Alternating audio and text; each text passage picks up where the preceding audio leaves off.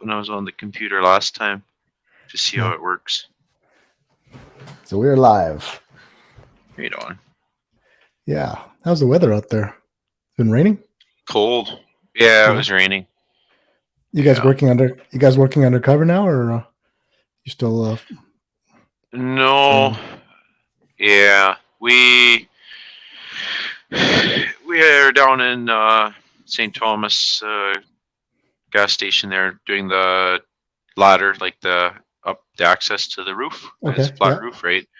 And the capping on top. So we're done there now.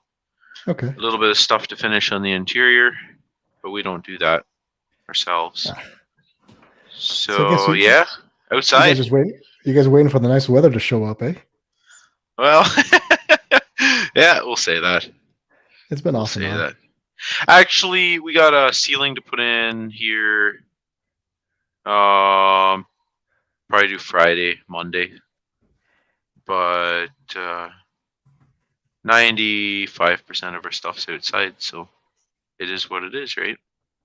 It is. If it rains too bad, we go to Timmy's for coffee. If there's thunder and lightning involved, then I guess you can't have one without the other, but then we usually stay at Timmy's and have more coffee yet. But otherwise, we work. I just watched that schedule slide. Oh, we haven't had too many long stretches of solid rain. No, we haven't. No, that part's been good. And we require all the guys to have raincoats. Yeah. So if it's not a torrential downpour, then you're expected to work. Yep. Yeah. If you don't want to work when it sprinkles, then I'm sorry, trades aren't for you. No. There's gonna be other things that cold and wet. You gotta like it. You can't really do anything about it. No. But I try coffees, I'll buy the coffee and stuff like that too. A lot of the guys, they sometimes of themselves want coffee, then they'll buy. But if you're gonna make guys work in the rain, you gotta reward that them too, right? Yeah, for sure. Yeah, for sure. I mean, some guys don't, but I mean that's just a meat grinder kind of place. You're gonna get you get too many options. Yeah, why stay? Yeah. Exactly. Yeah. I wouldn't, so I can't expect them to. Yeah, right now there's a shortage of labor. So, yeah. Hey, I think I'm working with Max at Alpha Customs and Precision for custom Cerakote. You have inspired me. You and Matt and your custom jobs. Yeah. But I kind of like that distress look, the battle worn look. So I might go something simple. But Matt's telling me to do something poppier, maybe like I think you should be like this chrome, almost shiny chrome, shiny chrome. But I don't know. We'll see. I'm looking to do something special for that voodoo.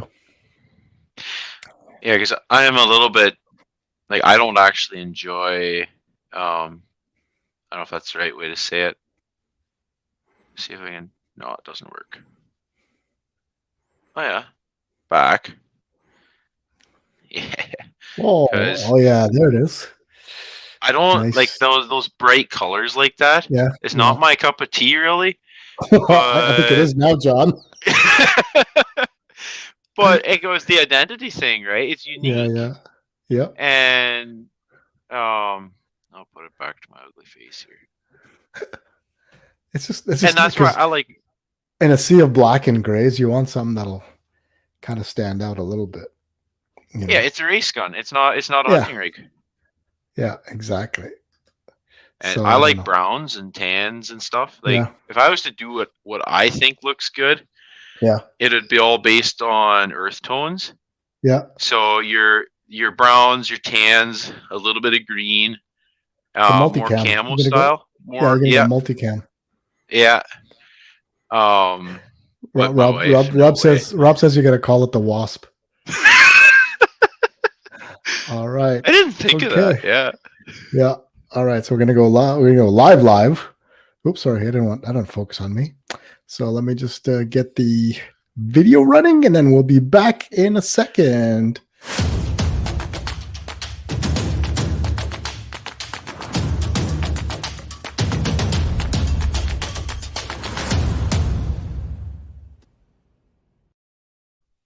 Hey, welcome everybody. Episode 12, Q&A and general chit-chat session with the Rimfire Nation Podcast staffers. Tonight was supposed to be the MDT episode, so if you tuned in for that, I am so sorry. We've got a scheduling issue. We were supposed to be chatting with MDT CEO Martin van Rudenberg, but things happen. So we are doing a Q&A general chit-chat session, so this is your chance to pick our brains, and we're just going to be chit-chatting about the stuff we're working on. And since there's no matches going on, we've got a ton of stuff that, as you can see from John's post, that he's been busy doing his stuff since he's not getting ready for matches. So that is the plan for tonight. As always, the Rimfire Nation Podcast is proudly brought to you by Tesro.ca, where you can get tons of reloading and all your shooting needs. What do they got? Let's go check out their what's new. I didn't see anything new. Let's check it out. So they got their standard reloading. The Hornady stuff. Again, if you're a 6.5 crate, those 143 LDs are perfect. They still got that 16-inch 457 precision trainer and that 557 Night Sky Edition 308, which I'm still really almost. I'm torn between that or a Tikka T3 because I've got a whole bunch of, those Tikka chassis. So it'd be like perfect. I was my old PRS centerfire was 6x47 Lapua on a Tikka action, yeah. So that's sitting in. I have a KDEX and an MDT and another MDT. So I'd be dumb not to, but I've always wanted a CZ centerfire. And then what they got? Oh, they got that Alox Victorinox that I bought, which is awesome. It's one of the sharpest knives I own, and I have a ton of sharp knives. But of course, there's a walnut wood one that he added to the website the week after I bought mine. I think I might have gone for that one had I known, but you could never have enough knives anyway. And what else he's got? He's got that 22 WMR 22 and 457, which is also tempting. And I asked him. Apparently he carries the barrel swaps as well. The barrel and magazine. Yeah, it'll almost be more interesting. You already got 22. I know, but he's saying that most of the guys just buy another rifle because what are you gonna I don't know. I think it's great. It's more for a prepper type thing, I think. Yeah, true. That's so you can have it. Yeah, because I got a bunch of WMR and 17 HMR rounds in the basement in the assorted shelf of the history of what Rick's owned. Just waiting there. I've never went that route because I had my first rifle centerfire was 223. Nice. Yeah. So there was no real reason, right? Yeah. Well, I reloaded right away. I went through a whole phase. I was into milsurps at one time. Oh, so yeah. I've got all the 7.62 by 54 Rs, and so I had a couple of Mosins. I had the Mosin 44, and I had Garands for a while. So I've got I got bucket loads of 30-06, just all ready for my next Garand, but I can't afford now because they're like $2,500 for a bastardized Garand. So yeah, I never. The Mauser was the one that always pulled for me. Yeah. Well, okay, a Lee Enfield, but they're hard to find a good one too. Yeah, because that's Canadian history, right? Yeah, I know. Yeah. I had a sporterized one for a while, but what's the point? I don't know. It's not exactly. Yeah. What's the point? So I let it go. And I have a Mauser here in the original configuration. It's been redone, but it's still original. It's one of the short ones. Nice. Oh, nice. So it's about an inch shorter than my lever gun, believe it or not. Nice. Yeah. But it's 8mm odd 6, so I got to get dies and I got to reload. And yeah. I know. So that was before this whole CRP. I know, right? I got shelf loads. So before CRPS, I had a normal gunny lifestyle. I had time to, just sit there in front of gun nuts and just look for my next rifle. But now it's all 22 all the time, man. I think I kind of miss the old days, especially now that COVID's kind of kicking us between the legs here. Like, yeah. So I started looking. So what's my next project going to be? I'm into lever. So I got 40. I've always had 4570s. Yeah. So I've got the guide 4570 short 16-inch. Yeah. Mm-hmm. It's kind of like me, short, fat, and obnoxious. You know. Yeah, I went the 444 Marlin route, I guess, because I don't like 4570. Everyone's got those, right? Yeah. So I went 444 Marlin. Yeah. And so if you get it in the Winchester, they ran a faster twist barrel, so I can run 300s. Oh, nice. And stabilize them just fine. And also a Winchester Action is built to handle higher pressure than a Marlin. So I can run loads that would totally jam a Marlin. So it turns the 444 into downright lethal little bolt gun. Both ends, but yeah. Nice. As you know, if you're shooting a 4570. Yeah. I mean, I don't go full pop. Like I save the full loads for if I'm out with it. Usually I'll just they're still nice. Those 405 grain hard casts, you can't beat them, man. It's like there's nothing. It's like the original anti-material round. Yeah. I would love to get an original 86 in a 5110. Nice. So to do that though is a pretty penny. Like especially to find one that's good enough to use. And if you do find it, you shouldn't hunt with it. Yeah, exactly. Yeah. So. Yeah, but there's always that. There's always that rifle. You know, there's always that rifle you always wanted. Like for me, I always wanted one of those Swiss Pole K31s, but I just couldn't justify it. They're super accurate, right?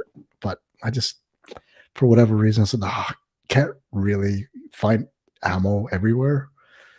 Yeah. That was the issue. But again, people reload and all that, but it was going to be a pricier entry point. Got a question from Rob here. How many CRPS use a 22 as a trainer versus competition only? Right now, I think it's competition only for most people. I mean, I think I put a poll out there a while back, and I was surprised that people were really using it as a trainer or have a centerfire rig that they also invested in. But what I'd love to know is how many people are actually shooting centerfire. Like in the last year, if you give me a bar graph of how many rounds you've expended by caliber, you know, is it going to be over 90% rimfire? I know a few guys who legitimately shoot centerfire. Yeah. And their 22 is a trainer. But there is a number of those. The 22 is a nicer rifle than what their centerfire is now.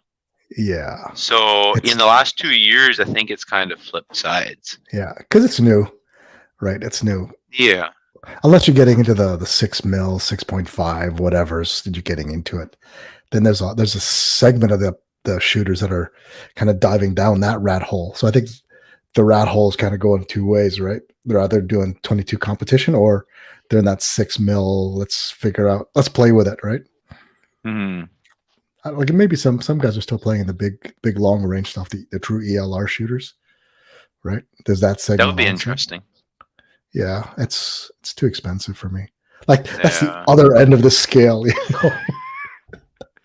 Yeah, and the thing is, you can get all that with a 22. It's maybe not as consistent, but you can get all the challenges. Yeah. That's a lot. Yeah. Both of my numbers are bigger, and the ratio is worse. Yeah, I mean it's all very situational, right? These aren't normal times, right? Exactly. MDT or XLR. Like I think I've seen one XLR chassis in the last 2 years, and that was on an on-shoots. Never used one. Never seen one. Yeah, other than pictures. It's similar. It looks like the MPAs. I mean, MPA guys are gonna hate me for that, but that's the when I saw it, I said, "Is that an MPA?" I said, "No, it's an XLR." So right now, without a doubt, MDT is owning the rimfire segment in Canada. I mean, you'll see KDEX, you'll see MPA, some KRG. What are the ones you see, John? You're a tech guy. I would have put. I think you look at rifles before you look at people, right? Yeah, pretty much. Say, oh, you're the guy that shoots that rifle. Yeah. If you're talking chassis aftermarket, definitely MBT. I'd have to agree. Who's number two? I'm gonna go with MPA because a lot of the Voodoos are running MPA. And they do make a very nice chassis. I will admit they are comfortable. Yeah. But I got to go Canadian. I mean, KDEX is probably next if you're talking chassis. Yeah. Ross is saying MPA more than MDT down here, which makes sense. I believe for us, Canadians are pretty loyal, and you know that US dollar to that exchange rate. I mean, MDT is pretty good. So yeah, KDEX is pretty good. I mean, I should be shooting KDEX because they're like minutes away from me, right? And they're nice guys too. You know, so Patrice and Phil, those guys are awesome to work with. But the thing is, I reached out to them year one, and I didn't hear back. And then MDT, you know, got back to me, and the rest is history. But they are back this year, so KDEX is a sponsor. So we've got certificates to put on the prize table this year. I got some banners to hang up, but yeah. Well, what did KDEX have to offer? You go back 4 years ago, there wasn't a lot of Voodoos on the line. No. But now they have the T1X, so yeah. Well, same thing back then though. MDT didn't really have a rimfire chassis either, right?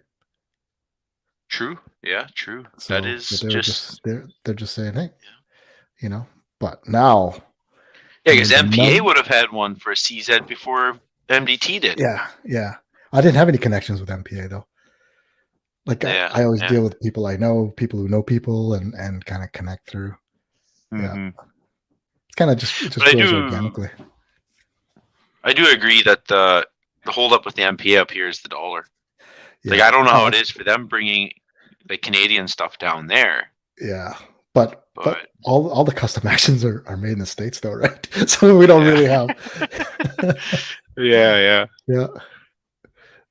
I mean, if you look at Inside Arms was the first guy to bring up all of those Voodoos, right?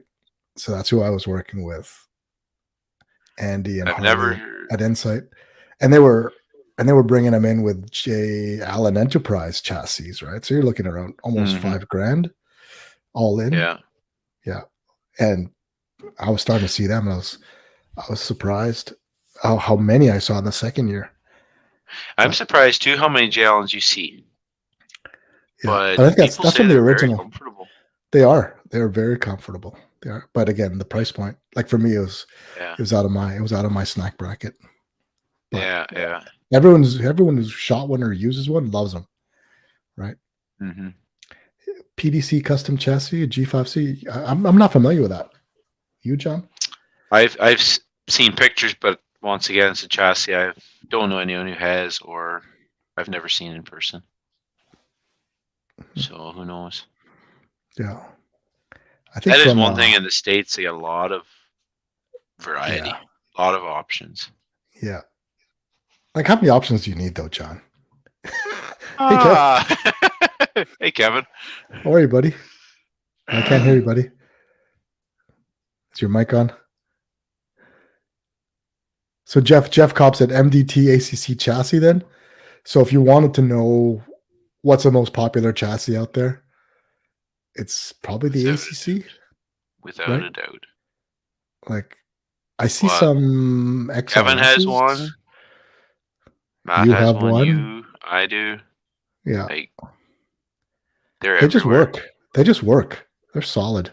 Yeah. Right? Still can't hear you, buddy.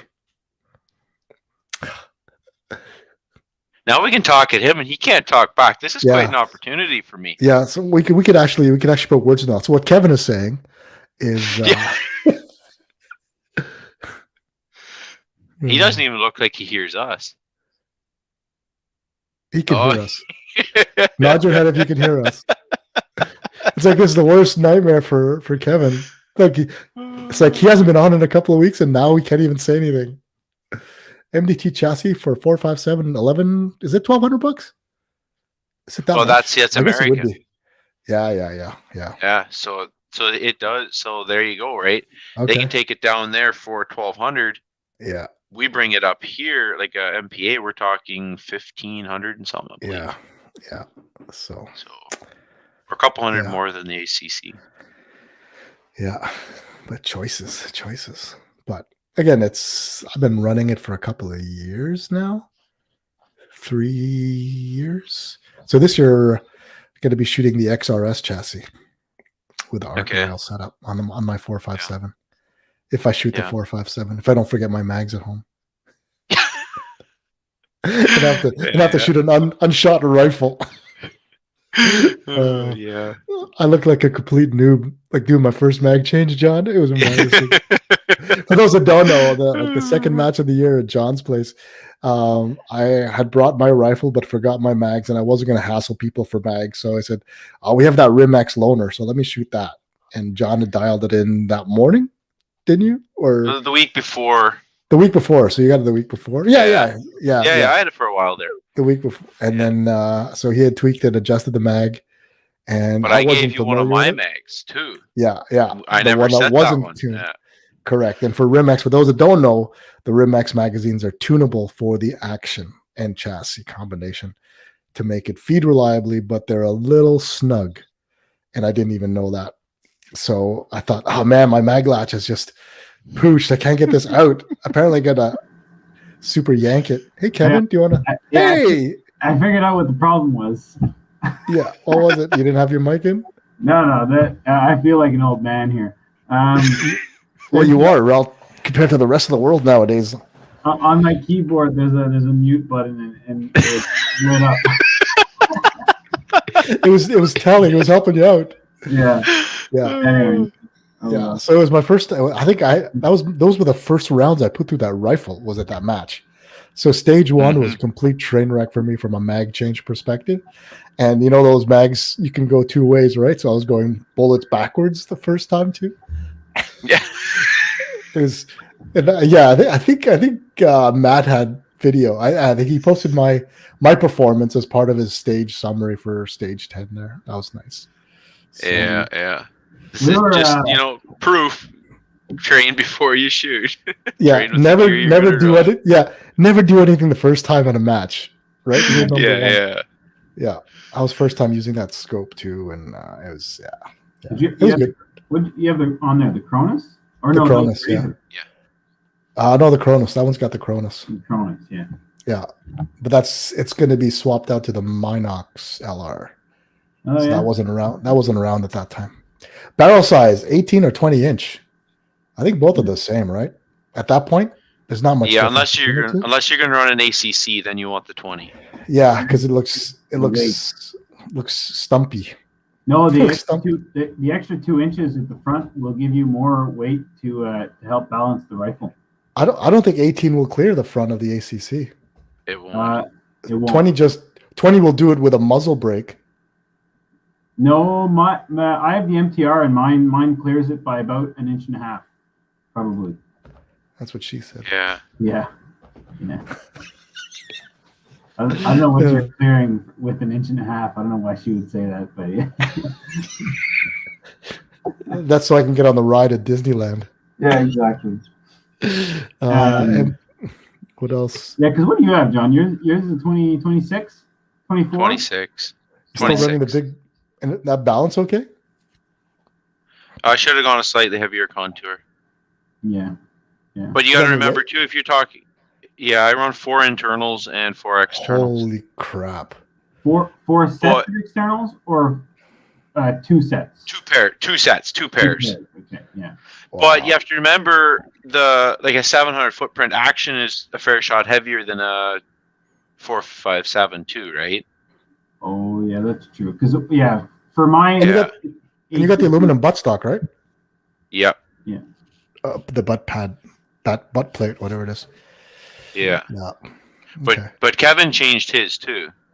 So length for you is just trying to get more weight, better 100%. balance. It's not a velocity or stability thing. It's just weight. Strictly to get the rifle balancing.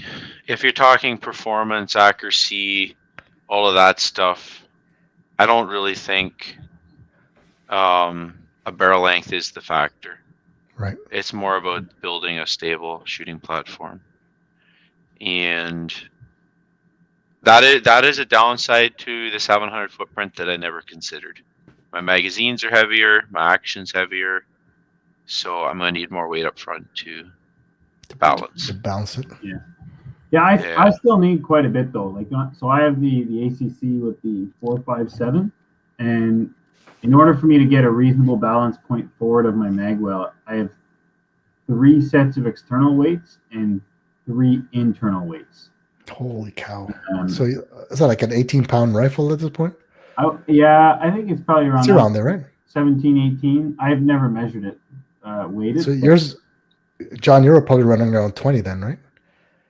20 pounds? Yeah, I'm 20. I think I'm 20. I almost forget. The rebar Ruger was 22 to balance. Yeah, this one's 20. I would like to see 18. That needs to be turned into a sticker or a patch, man. The Rebar Ruger Club. I'll just walk around because you and Tony Norman had that Budweiser can. On his rifles. Like, you two just need to hang out together, be in that Frankenstein rifle. The Rebar Ruger Club. It's like members not welcome. If you don't know what it is, you don't belong in there. It used to be called the Bubble Club. Yeah. So Kevin, was that with the butt pad that you created? Yeah, it is. Yeah. So I replaced the rear butt pad with a 3D printed one, which I've got. Yeah, I've got yours. This is John. But yeah, I replaced it with this. This ends up, I don't know, it's like 70 grams, I think, or whatever that is in pounds. The steel one from MDT is like 1.5 pounds, and the aluminum one is like probably 0.5, 0.6 pounds. So big difference. Yeah, it is. I don't actually think functionally it doesn't actually make a big difference. Between the plastic and the. Okay. No, even I just tested it by taking off before I even made this thing. I tested it by having the whole buttstock assembly like with the weight in the gun, and then I just took it off so that this wasn't even on there, the rubber piece or the rods or anything, and it honestly changed it like so marginally. It was maybe a 1/4 inch difference. So it's more of an overall weight thing than it is actually a balance. Well, I think it's just the fact that, like, if you look at the center of gravity of like where you're putting your front weights on the chassis. The front weights, if you're putting them all the way at the front, it's a much further distance away from the center of gravity versus. Yeah. I mean, depends on where you start there, but. What if so do you run all your weights right at the front? Yeah, your externals. As far forward as I can get them. Yeah. Right, because I have my first set right at the front, and my second set, I got 3 holes in between, so it's just the perfect place to run your thumb. Yeah, that'd be. You can't double stack. You can't double stack. Not like the AI stuff.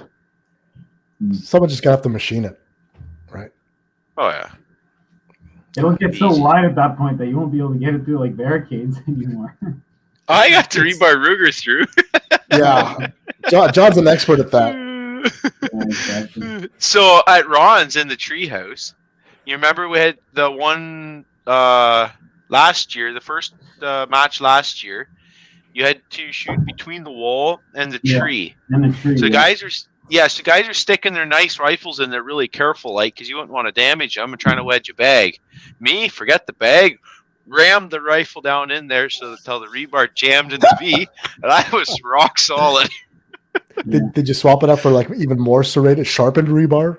It's like serrated rebar. Well, here we got a ballistic question. When I load a round from the Strelok library, like the RWS target rifle, and it comes in with a G1 BC, how can they use an RA4 drag model with that BC? Okay, so just below the velocity, you're ready to see. Do you got it on your phone? Well, I've never done it, so I have no idea how to change it. I'm still using G1.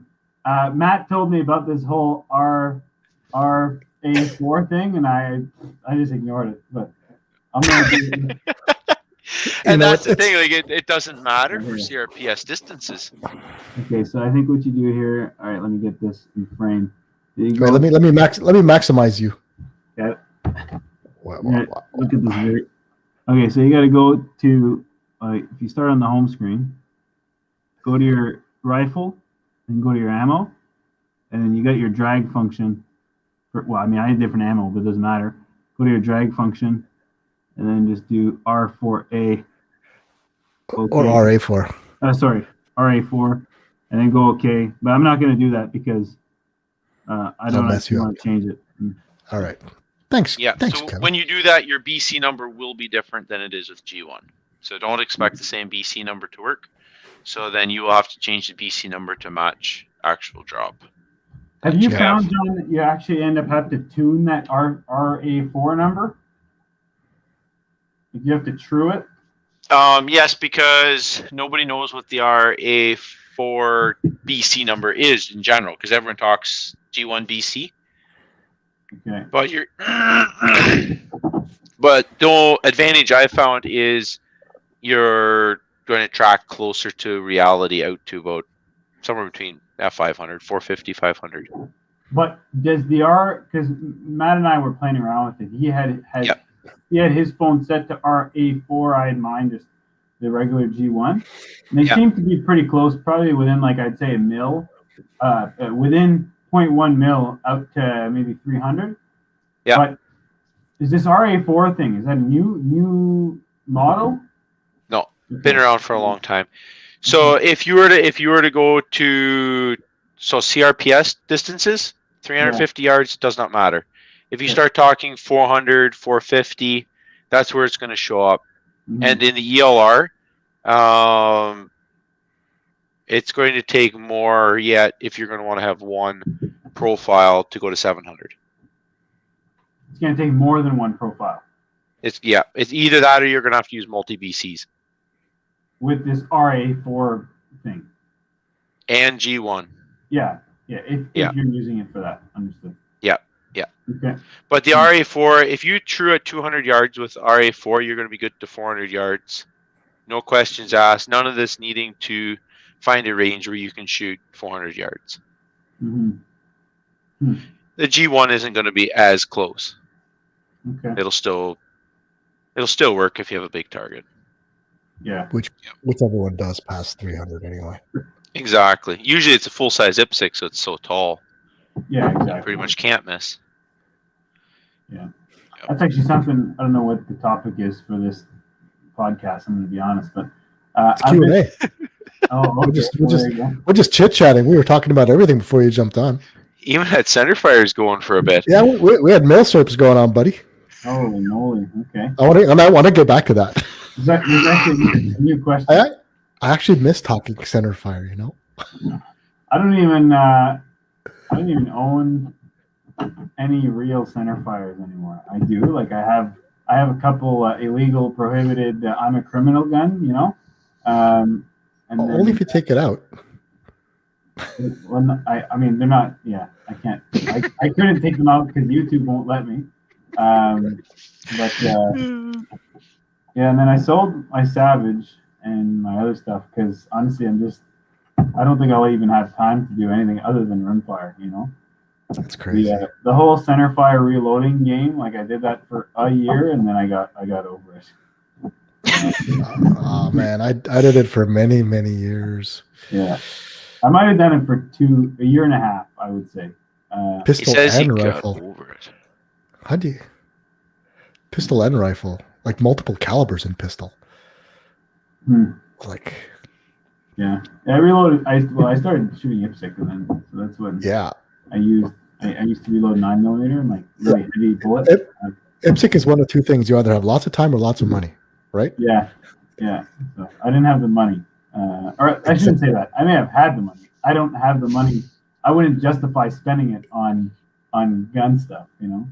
But here's the thing, though: the reloaders, they all spend the same amount as the non-reloaders. Oh yeah, they exactly. just shoot more. Claim that they have better loads, you know. So, They just shoot more. I just say, it's cheap. I'm gonna just shoot more. yeah. Well, your follow-up question from Eve about that. So, what BC do you use to start with if you're using the RA? What ammo? Yeah, what depends ammo? on the ammo. What ammo are you using? Eve? Oh, if it's Lapua ammo, start at .112. I love how you know that number just off the top of your head. That's completely different than what I use. Yeah, because you're using .131, right? No, .131 is the one that's default in Straylock. The 171 is. No, you guys. Sorry, so it used to be 172, not 171. 172, yeah.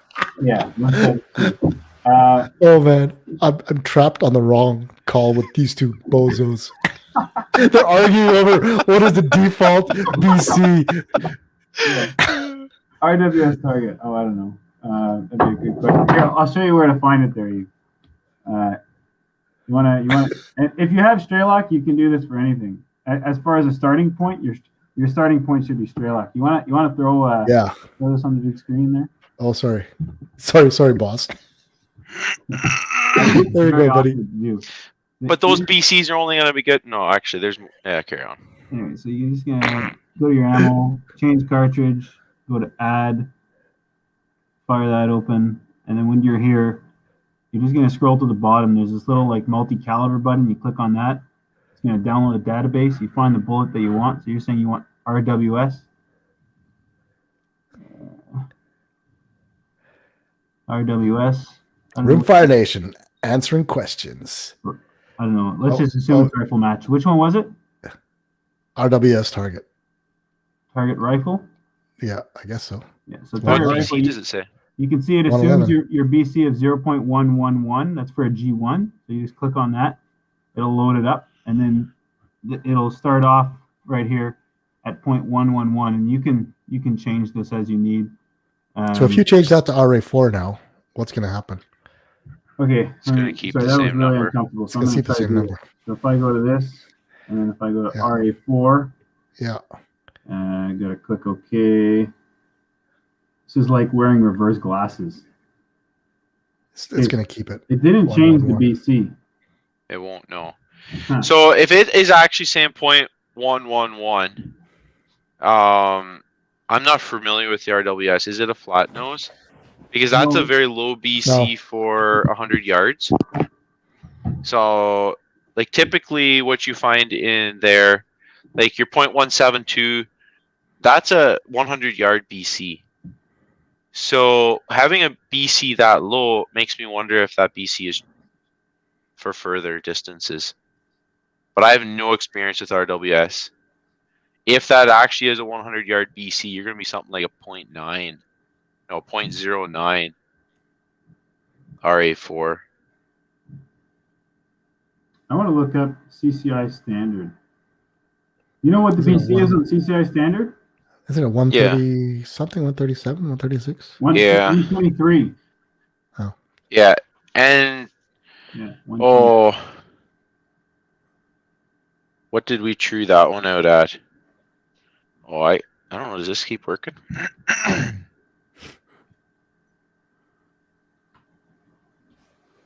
Log, where are you?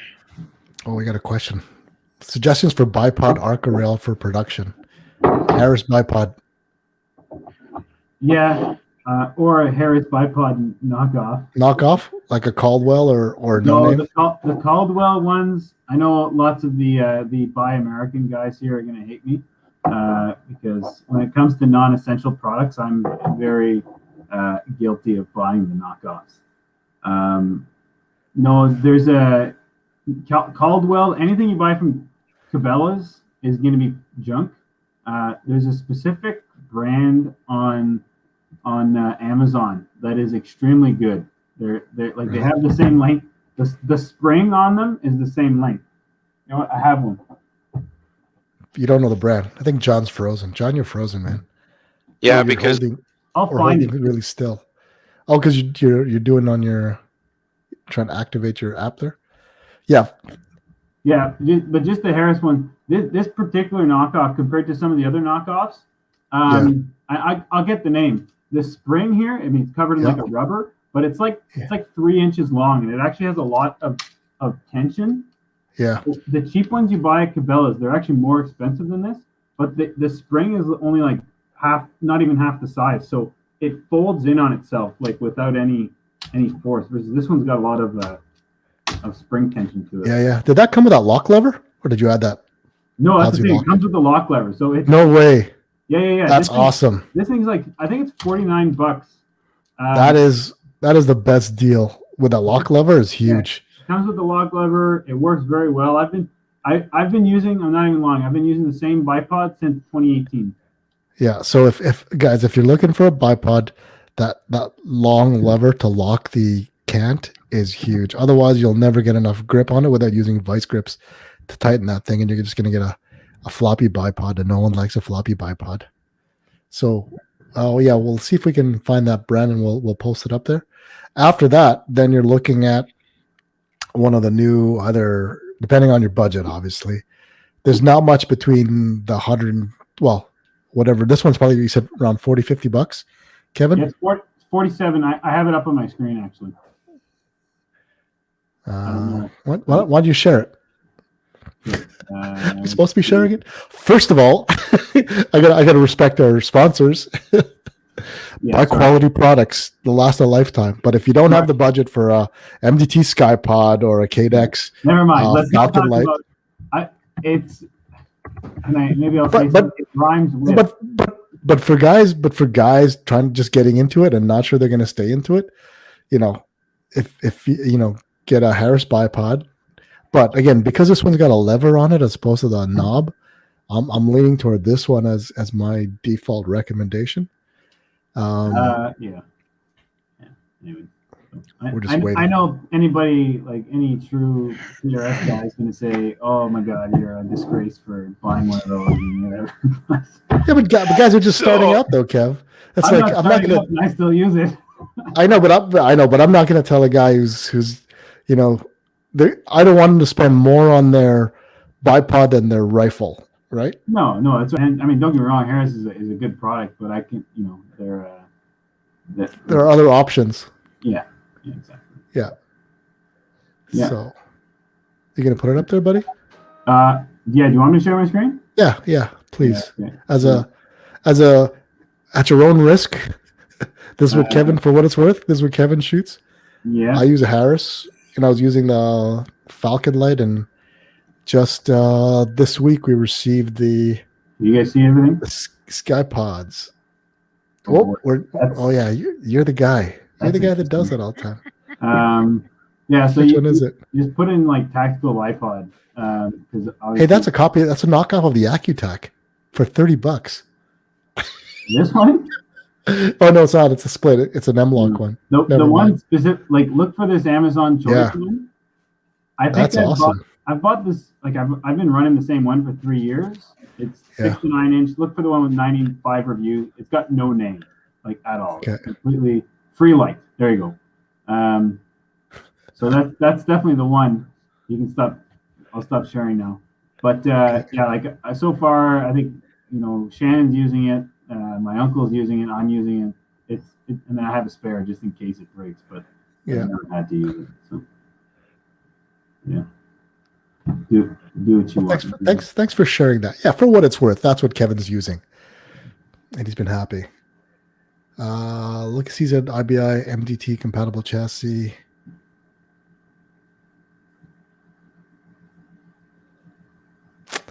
Yeah, like there's.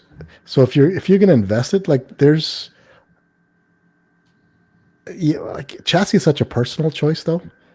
Like the standard stock and the standard barrel, like the MTR barrel is worth it, right? And you don't have to replace it if you buy the MTR. Like the IBI barrels are a little bit better, but the MTR is already better than the stock barrel. So your choice of getting an MTR, and I think CZ has chassis options as well now, if I'm not mistaken, right? Yeah, it doesn't. Yeah, they there's don't use the match chamber though. I thought they did. Okay. Let me take a look. Let me just take a look at the at Tesro. I thought that they were MTR.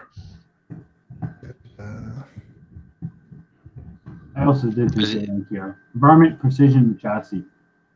Yeah. So the Precision Trainer for $16.99 comes with an MTR. This one's a 16-inch barrel, and that's a Manners stock, right? The only problem with that Manners stock is it doesn't have an adjustable cheek riser, which I don't know why. Okay, it's their cheaper option. I do think it's $69. I think John was right. The Varmint Precision Chassis, the one that comes in that aluminum black chassis, it's not the match chamber. Okay. Yeah, I just looked it up on their website.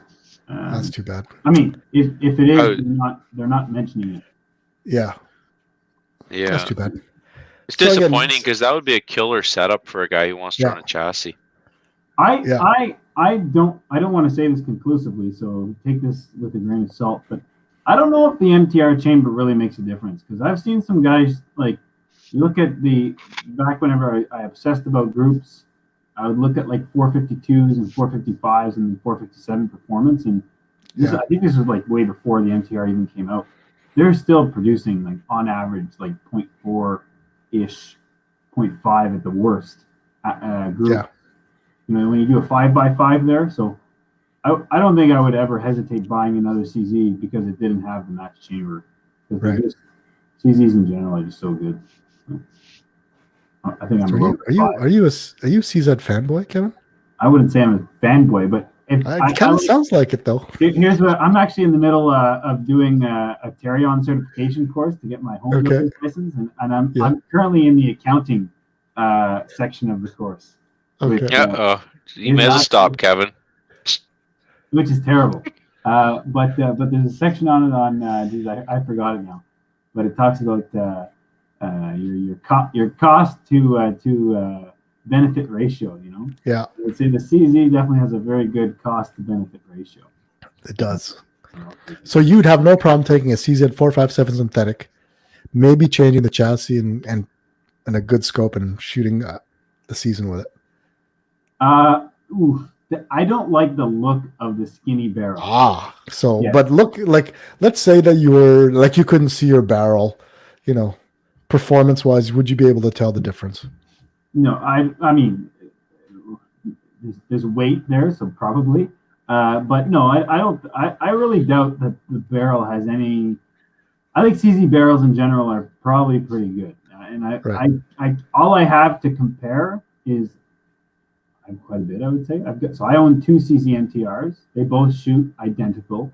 Matt owns a CZ MTR and a CZ synthetic, which he put an IBI barrel on, but his MTR shoots fine. Like, well, you've got a stock 457, don't you? Like one of the loaders. Yeah. Over there, I've got a 457 synthetic, which I've shot. And it shoots like I didn't shoot it all that much. I just zeroed it and then shot it out to 300 yards. But the group that I did shoot was more than good enough. And then I don't know. I want to say I've tested at this point. I've been witness to at least 8 457s personally, and none of them have disappointed. None of them suck. No. So if somebody was asking, what is the best out of the box platform that you don't have to change anything, that is quote unquote race ready from a chassis or a stock perspective? I'm thinking Bergara B14. Like from a, because you can buy just the rifle and barreled action. Then nothing to waste. Yeah, if you don't want to waste, exactly. I would agree with that. The B14, especially, I think, like, you look at, I think Bullseye North now. Yeah. Like, they were selling that for a while, and I almost pulled the trigger on one. It was, I don't know, they were like $8.99 for a Bergara action. They had it on sale. Yeah. You know, that's just a wicked. That's a wicked deal. Yeah, you do that. You buy a chassis of your choice. Now you're in it for like maybe $2,000. It doesn't matter what else you're going to buy. you're either going to be wasting the stock or spending more than that for any other option. I think Tesro was going to bring in some barreled actions, but For CZs, yeah, 4.57s, yeah. I don't know if there's a supply issue or something like that, or I know he mentioned it when I saw him last week, but I can't remember where things were. I guess it would matter, like, so how much are they actually going to discount the price of a barreled action for a stock? Like, it wouldn't be much. Their production cost on a stock is like like $20. $20, $30, you know. That's synthetic, man. But whatever, $50. They might discount it by like $150. What's a Rubbermaid garbage can cost you? $50 to $70. It's plastic, right? I mean, the MTR. You know, the MTR's got a fancy stock on it. But I mean that one's got like machining in it, right, or whatever you call that, sculpting or checkering and inletting it out, like a whole bunch of stuff. Not like an injection molded. I'm sure that's not how they make the stocks, but you know. I would imagine it is. I mean, they do, yeah. 10 cents a piece. I think, yeah, exactly. But you're a 3D printer guy. You know what it's like. Injection molding is not a bad thing. Like, no, I'm not saying that, but I'm just saying it's probably from a cost of production, it's a little bit lower than an MTR would stock with checkering and inletting. And all I would imagine. So, but, no, I don't know. Like what else is out there, right? Well, that's the thing. Like, what else is out there? You've got. What do we see? Oh, you got the Savage. Savage has a precision chassis. I keep forgetting. I mean, they have that Savage Mark II in the chassis from MDT. Yeah, like, I've never seen one on the Mark yet. II? It's a B22. Sorry, it's B22. It's a B22 precision. Yeah, right. The MDT chassis. Yeah, I haven't seen it. I think there was one on the line last year in Saskatoon, but I never tried it out from a field perspective. I mean, that must make it just that much slicker. Yeah, I would say. I mean, I've owned quite a few Savages, and I think Rick posted a Savage, I don't know, question board there at one time in CRPS. I think I've owned two Mark IIs, a B22, and an A22. It's like $699 for that precision B22. Yeah, in the chassis. That's not a bad starting out deal. No, I would definitely agree with that. You know, and it's just a little bit more than the in between the 4.57 and the MTR. That might be worth looking at. I mean, we were supposed to get one or two for demo rifles this year, but yeah, if you're not looking to fork out another stock, but you want that chassis feel, and I'm pretty sure those have M-lock slots, so you should be able to put weights on them if you wanted. Let me see. If you'd be so inclined. So it's got slots on the side. Yeah, it should have 3 or 4 slots. I think room for at least 2 sets of weights. See, that's not a bad option if you're starting out. Yeah. Even but if you do want to go if you want to do the upgrading route, then you're better off running a CZ. It most definitely has more aftermarket support, I think. Yeah. Well, the Bergara. Yeah, short of being a Remington 700 footprint, I would say your next upgradable stock would be, or rifle would be the 457. And then, that's like a Swiss Army knife. You can make that. The kicker with the Bergara is it's an 18-inch barrel, so you stick it in an ACC. The barrel's too short, so now you got to put an extension on. Yeah. Or you get one of those IBI prefits. Yeah, exactly. Then what's the point? Just buy a custom action and just buy, you know. There's so many ways to. There's no wrong answer. It's really what your budget and what your objective is, right?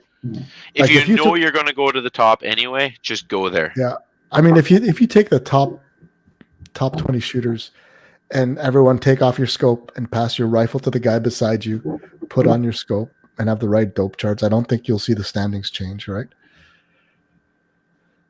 No. I'd have a harder time letting my scope go than my rifle. Yeah, exactly. If the scope is what's going to be more. You keep your scope. Yeah, keep your scope. So like a 60-degree, 90-degree throw, maybe that'll throw you. Maybe the mag change will screw you over. But especially if you're running one of those extended. one mag change, that's a couple seconds if you screw it up. Yeah. But if you dial 10 times and you're using an optic that's exactly, it's just too much. I think the scope is the bigger one. Yeah. Oh, Rob is saying maybe MTT can do an ACC RF model with a shorter forend. Yeah, we should ask Martin that one. There's actually next week. He's our wish list. On that subject there, Rob, one of the MDT employees, I think it was Ryan Holmquist. I don't know if I'm saying that right. Yeah, Ryan Holmquist. Yeah, customer service. I'm pretty sure he's got one that he posted on social media, and it's got like a 2 or 3 inch shorter ACC forend, and everyone's like, "Oh, when are you gonna sell that?" We can't even get that. So you could just lop it off. There's nothing special about that front end. Well, it's got those. You've got the cap on it, so if you just cut it off, then you don't need the cap. Yeah, it's just some people like to have the finished aesthetic. I know a guy that can 3D print a cap. Yeah. But yeah, all they'd have to do is take off one M-lock section and maybe 2. Then all your 18 inches will work. You could do 2, and then all your 16s would fit even. Yeah. But then that eats into their front end weight market. Yeah. Yeah, and balance is so critical when you're talking this type of competition. Well, just like they make different buttstocks, maybe they can go with a heavier rail section, Like but then it couldn't fit the internals. Take less off. I don't know. Double thick Arca rail. Mm-hmm. Who knows? Or then just machine the whole thing out of steel,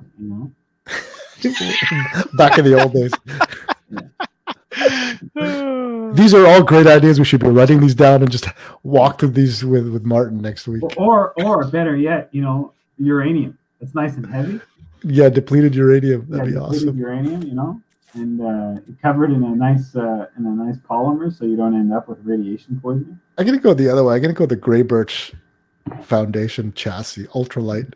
So actually, something carbon everything. I was talking to Matt Hoy there about the Grey Birch. So he's got 2 of them. I guess he likes it so much. And what he says about that thing is very true. It is polarizing. You either love it or you hate it. And I think I don't know. I'm not sure where I am. I'm actually in between. But you haven't shot it yet, though. No, I'll tell you what I don't like. It's the short forend. It's a little 15-inch stub forend. So everyone agrees. And I honestly think that's, if Grey Birch is listening, I think most of the guys that don't like it, it's the forend they don't like. Yeah, no, I've talked to Steve already. So they're making apparently they're making a 9-inch version of it. Or if they're not making it, then they're testing it out or something. So I think that'll be pretty cool if that actually makes its way to production. Yeah, I mean, but that's only 1022. We need to get. Oh, I see. You're saying Grey Birch to make chassis for other inlets. Yeah. Oh, okay. It's just a tooling issue, right? I mean, 1022 is a logical choice. That's perfect X22 platform, right? That's good. That's a good point, actually. And if you got, I think it's a cool design the way they did it, because you can just swap out your forend. Everything else too. There's so many Picatinny buttstocks available out there. I started looking as holy cow, there's a crap ton. There's a crap ton. But but that is a lot of commitment. And I know they're busy on a bunch of other projects too. So no, that's right. Yeah. But I would say that of anybody I've spoken to about it, the one thing that they will comment on is that little forend. So just get rid of the forend and grab the barrel. Yeah. Just rest it on there. If it's stiff enough, you can put it on anything and not change the point of impact. I wonder if you could. Yeah, they should make like a handguard, like an AR-15 handguard that bolts into that same spot. Yeah, I've thought of that actually for I can't remember what I had now, but 3D printing an adapter so that I can use that on my other stocks. Let's just do that, right? Just have an option. Do you want the bolt-in, or do you want the AR-15 compatible? Right? Yeah, I guess so. With a barrel nut. And interesting. Those AR parts are going to be basically impossible to find in Canada in like 2 years ago. You know? What's an AR? Daddy, what's an AR? Yeah, exactly. Well, son, have a seat. Let me tell you how it was 5 years ago. Yeah. Back in the good old days. Yeah. Oh, Yves Touchette. Why are there no RPS in any ranges in Quebec? Oh boy. Yeah, because it's like a lot of the ranges. So we have been talking to some ranges about trying to get something here, but so we don't have a CFO. The folks that regulate our ranges is basically the OPP version in the SQ, Sûreté de Québec. So they're the ones that do all the templating and what's allowed, and we have no sky rules. We have only shooting from a bench position. So it's about as restrictive as you can get. But we know there's 3-gun that happens out here. So I think all we need is range operators to be approached by their members to say, hey, look into ORPS and have it go up the chain. And I have no connections with the SQ or the Fédération de Tir Québec, FTQ, Fédération Québec, the FQT. So because of my English-speaking background, I don't have the connection. So all we're waiting for is connections to circulate and promote and propose. Wait, you don't speak French, right? Not good enough. Okay. I don't schmooze in French well. Yeah. I schmooze English pretty good, but not French. I'm not silver-tongued in French. I'm more of a brown paper bag tongue guy. Yeah. Whenever as rough as you can get. Whenever I speak French, which I try to practice as much as possible, I really hope that the French-speaking person I'm talking with has worse English than I do French. So then he allows me to continue my French conversation with. That's what I rely to. That's my strategy as well, Kevin. Yeah, the worst part is the pity. I start talking to them in French, and then they automatically default to English in their response, and it's just like, man.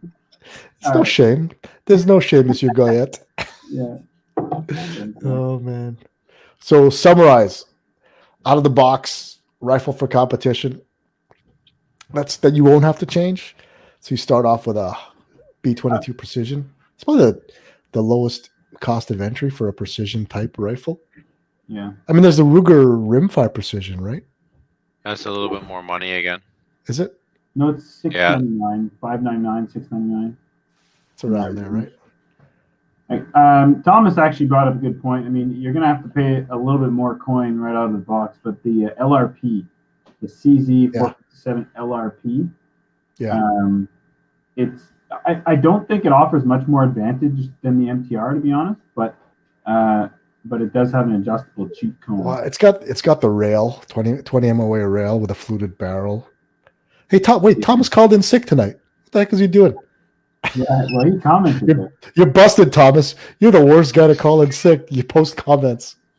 Hope you feel better, buddy. You're right. The LRP is on the table. Yeah, but again, that stock is polarizing as well. There are guys that love it and guys who hate it. Okay. But you gotta hold it. You gotta try it out. Like the MTR. You look at the MTR stock. It looks like it's going to be uncomfortable, but it fits so well. It is. I delayed on getting the ACC chassis for at least 6 months because I love the MTR stock so much. Yeah, I love the MTR. I truly love it. Like yeah.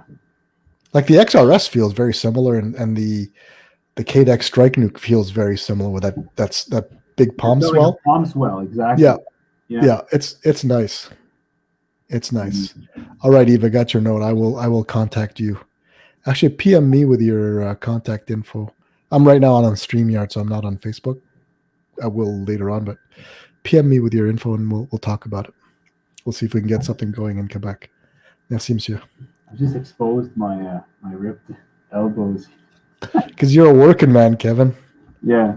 No, that's because I'm on my elbows so much at my desk, just rubbing my head and worrying about my life. I know, right? It's tough. Yeah. It's tough. Yeah, exactly.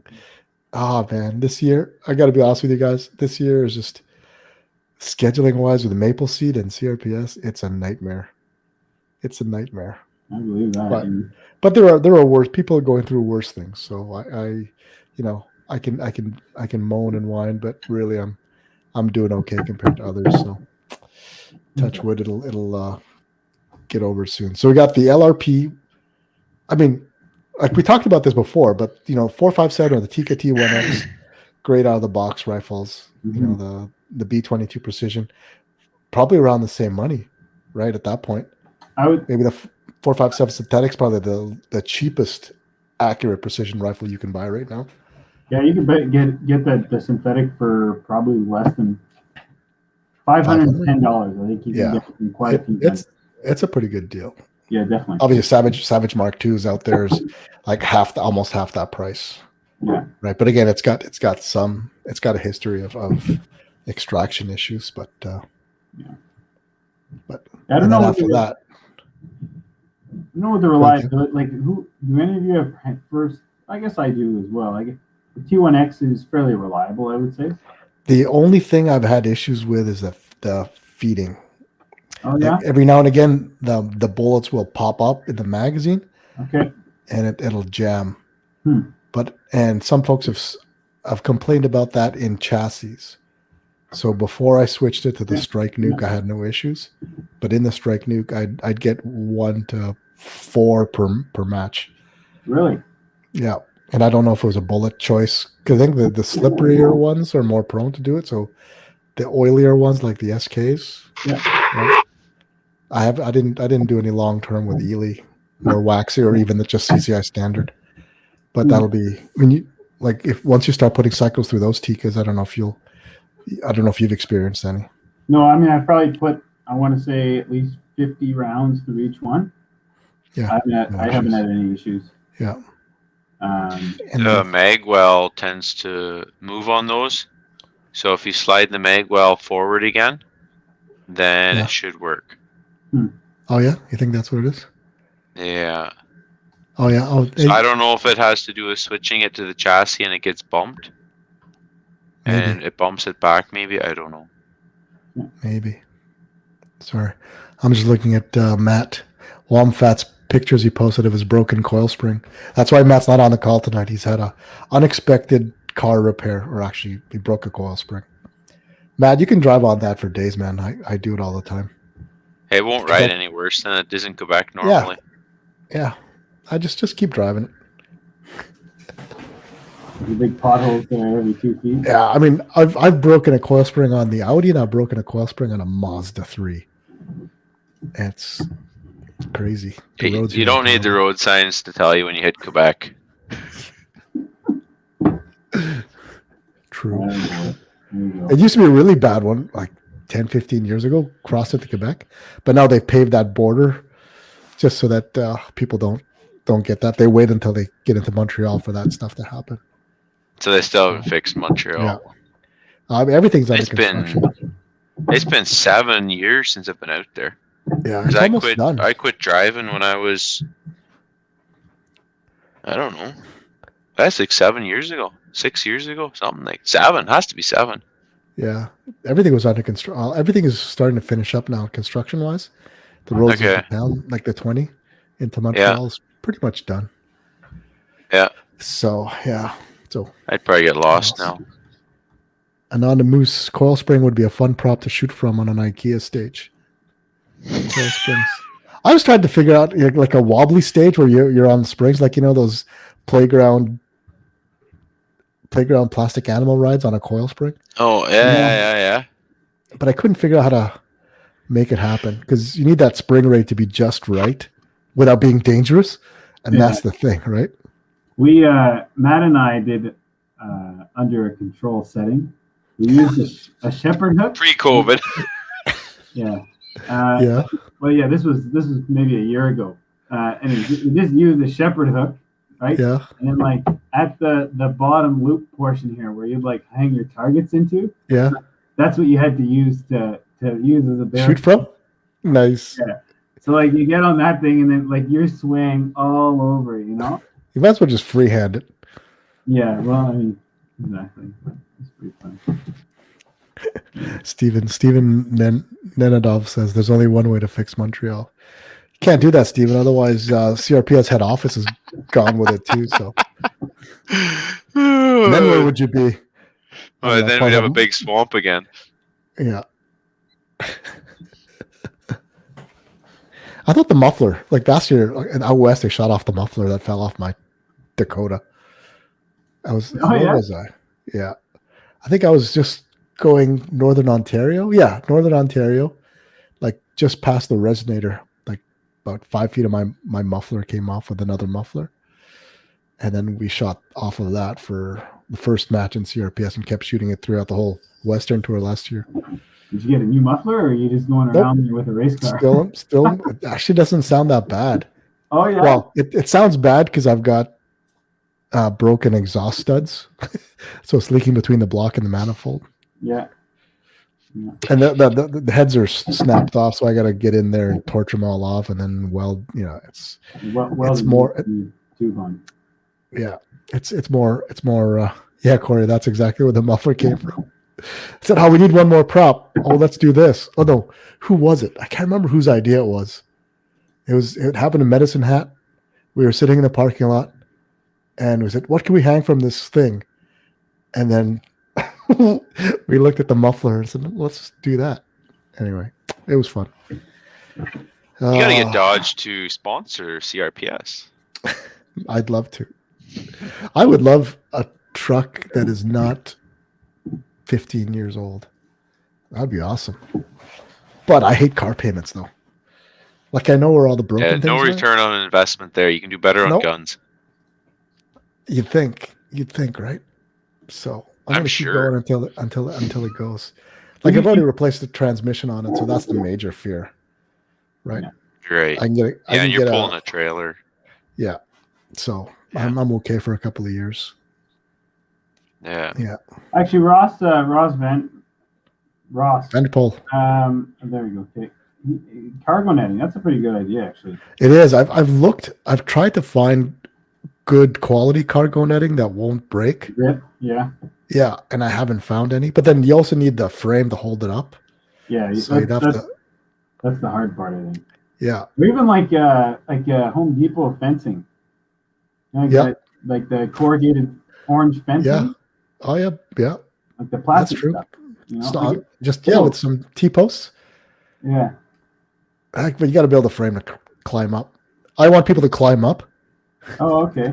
And then shoot over the top. Yeah. Right. I don't know. So it's kind of like a struggle. It's a 5-minute stage, but you got to climb up this cargo netting. Actually, here's what I will say. You know what? Whenever I first found out about PRS, the stages that I was described were, lots of them were kind of, I want to call them pinch stages. Is you force the shooter to get into like an awkward position. Yeah. Like a sideways position where he's actually, lying down. Right. Perpendicular to the course of fire, and he's not lengthwise behind his gun or their gun. Yeah. They're at an awkward angle. Either that, or another one that would be cool that I haven't seen, at least in CRPS, is like you got to shoot through a slot. You have like a centimeter. You got to stick your barrel through there, and like that's all you have. So I don't know. I think there's other ways that we can get. Yeah. Kind of difficult. That was planned for last year. Oh yeah. Yeah. But it has to be like a ridiculous amount, because you'd be surprised. Like if you're looking through like a 1/4 inch, you can actually get a pretty clear sight picture. You can. The issue is you have 5 targets to find it engaged. Exactly. That's the issue. Yeah. So you need it to be able to traverse. Yeah. Yeah. It'll come. I'm sure. That's the power of the crowdsourcing. All these match directors are taking notes and coming up with these. Mm. Yeah. What else? So we're talking rifles. Then you got the Bergaras. Then after that, you're in the custom rifle section. All right. And they are nice. They are nice. Yeah. Oh, you saw the Deuce photos. Yeah. Yeah. You gotta keep my opinion a little bit tame and offline here. Why? This is the Q&A session. These are Kevin's opinions, right? And you're free to change them as more information is made available to you. Well, here's the thing. Like, so okay, I don't want to say any names, but the 700 footprint actions, the very recent ones that have hit the line in the last year. We want to talk about consumer experience. John's got one. Rick's got one. Who else? Gabriel, no, not Gabriel. Gabriel has one, but Gregory, the French Gregory, I forget his last name. Jocelyn. Yeah, Jocelyn. He's got one. Sean Davian's got one. I want to say I've got a sample size of about 8 people that has them. Of those 8, I think John's the only one who hasn't suffered problems. Ejection problems, mags not feeding, things going wrong in the stage. Some of them have been corrected, but it's enough for me to say my CZ457's never had a problem. Yeah. So Kevin, it's a Dodge or a Ferrari, right? Yeah, like John has definitely claimed good reliability, and I believe it. But again, the sample size that I'm basing myself on is still probably a 6 to 8 individual range, and there's been not 100% success, at least in the immediate onset. So, like so count the number of trouble-free experiences, it's 0, right? No, I think John's had a trouble-free experience. But and I would say that your rifle, the loaner rifle that we have, I think that one, the experiences that you had there, Rick, I think those were user experiences. That's user, right? That's that's like zero experience or knowledge about the manual of arms related to that firearm. No, because I mean, Matt and I have been shooting that Rimex. We haven't shot it often, but we shot it a few times, and we haven't had any issues. It's got weak ejection, like with the rounds I was using. Yeah, so we kind of run it fairly quickly, and it was okay. But you have to run a Rimmax fast. So I should put my burst down and give her, right? Is that what you're saying, Kevin? No, but and again, I'm not like it's a 700 footprint, and that's what you're going for. But I don't want to call out Rimmax as the only one. Like Rimmax, Voodoo, and I haven't even seen the Deuces, but they've all seemed to have their little quirks, So I don't want anybody to think that, if you're going to go with the 700 footprint premium action, you're going to be trouble free, because that is not the word on the street that I've experienced. Bergara B14. Kevin brings up a very, very good point, and a point that a lot of people actually don't realize. And I got a lot of friends that shoot Voodoos that are very, very reliable, but that is because they set them up correctly. And every single person I know who bought a 700 footprint, who did not know what they're running into, had issues. And usually those issues showed up at their first batch. But because the tolerances are so fine, everything is so precise, it has to be perfect. Mm-hmm. And then you have an absolutely perfect action. Whereas a manufacturer like CZ, they cannot produce a product like that, or there will be issues. And that goes for centerfire as well. Yeah. Remington 700 off the shelf is going to work for everyone, everywhere, kind of. But a custom action, set it up perfect, and it's just beautiful. Don't set it up right. Yeah, and that's exactly right. Yeah, so I 100% agree with Kevin. Set it up right, though, Kevin, and then you'll be shooting like John. But just take the time, do your homework, and I do think there is a place for, like the Voodoos. You can buy a complete rifle assembled. It's going to work. If you buy a rifle put together by somebody, it's been checked. It's going to work. There is value to that. Yeah. So in terms of the custom actions, you have Go Big Tactical. That's selling Rimmax and Voodoos, I believe.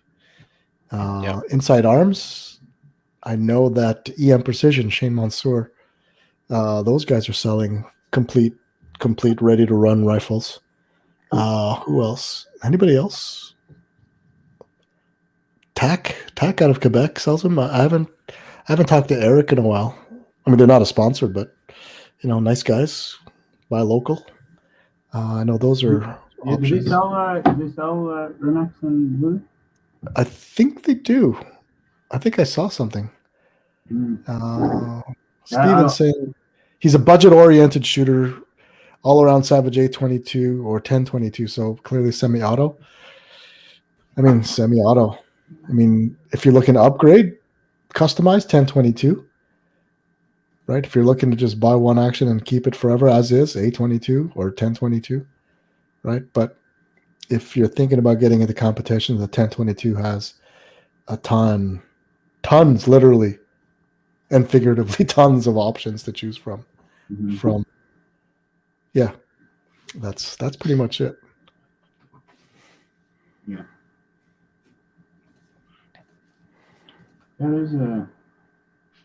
It's a fair bit. It's never been a better time to get into competitive rimfire. Like you look at like Voodoo's now in their Gen 3s, Gen 4s with a 360. Oh, they got the no, it's not the 360. It's the 60. What's it called? 60 degree. The 60. The 360. Oh, is the it called 360? Yeah, because a 3-lug 60 degrees. Lug, 60 degrees. Yes. Tony, just get a Seiko. Tony from Campbell River, and every year, Tony always places with his Seiko Finfire. So he's those are a nice rifle. He's the range operator out of Campbell River. They're beautiful rifles. And thanks, Tony. Good to hear from you, buddy. I hope to see you this year. We'll see. Dave's asking, are we seeing his comments? Yes, Dave, we are. Sorry. It's just getting lost in the yeah, we are seeing it. Yeah. Carl saying, when are we going to see some King of 0.2 mile? Yeah. Carl, we are going to, we have everything we need. Actually, I just heard from Doug Wright at March Scopes Canada. They have joined us as sponsors for this year, and they're sending us a couple of their scopes that we will do an in-depth profile. For those that don't know, March Scopes, they're a Japanese scope manufacturer. They've got some super exciting models, not dedicated, but super applicable to ELR. A lot of the ELR shooters are using March Scopes, and I think I think 40 mil of travel, more 80. I can't. Well, we're going to do it in depth. Which one? The Genesis? The Genesis. No, that is 100 and 400. Yeah, 400 MOA. Yeah, 400 MOA. So it's 120 mils or something. That's crazy. Yeah. The Genesis is honestly, I don't even know. Is that a digital optic or is it optic? Sorry. Is it a digital screen you're looking at, or is it an actual set of optical lenses? Glass. It's glass. It is glass. It's glass. Yeah. Yeah.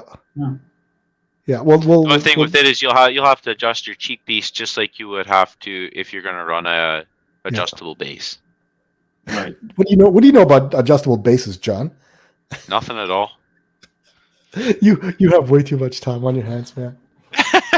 It's called time management, brother. You make time for what you want to make time for. What's that? Porterson. So you make time for what you want to make time for. Exactly. Yeah. If it was a priority, you'd be doing it. Carl Porter saying the Genesis is saying yes, digital.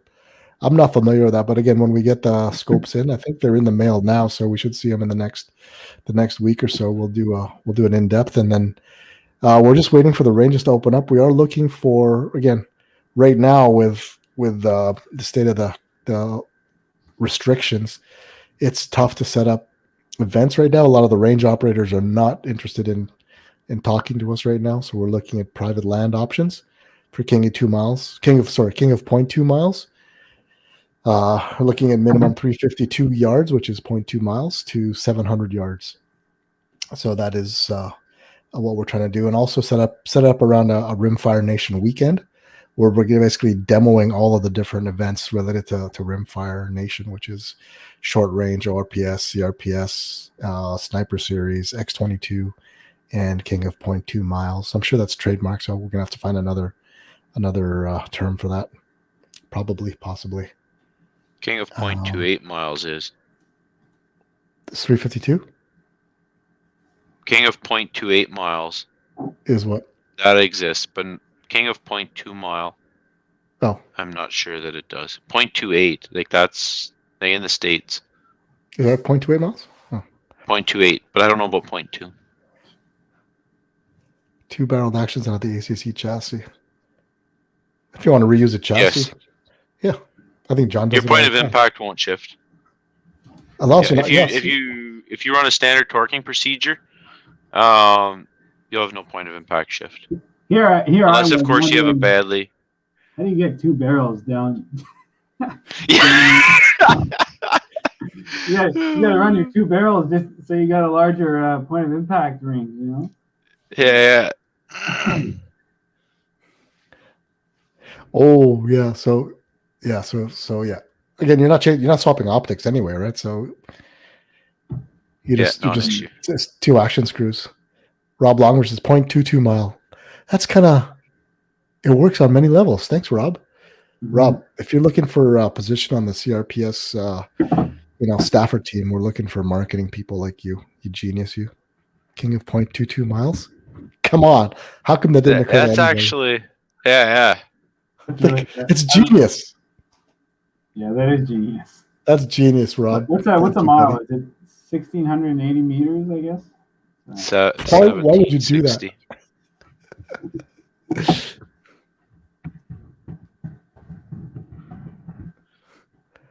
1,760 yards. 1,760 times 0.22. 387 yards. Yeah, I like that. That's a good idea. Start with a 12-inch plate. What do you say, Rick? 12-inch. 12-inch. That is tiny. No, I think we spec'd out 24-inch square for that. And then we want people to at least get past the first stage, John. Oh, okay. You drive 7 hours to not get past the first stage. We'll make the next one. 7 hours to shoot. What is it, like 2 rounds per target or something? You got to hit 1. Yeah. No, you get 10. You got 10 shots at each target. You got to make 3 out of 10 to move on to the next one. Yeah. And is it going to be like first hits 10 points, seconds 9? No, not for each distance. Okay. No, just got to clear that. You just got to make the minimum hits per stage to move forward. Right. And then we'll just right. So you're not. Right. We're not scoring. It's not going to be like a typical King of 2 mile ELR match. Not yet. Not the first year. The first year is just, hey guys, let's see if we can hit it.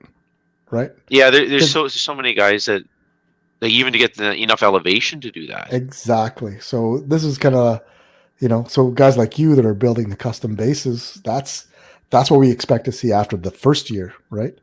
Oh, I need more. And then guys like Doug from March Scope steps in and says, oh, 400 MOA, no problem. Here you go. Right.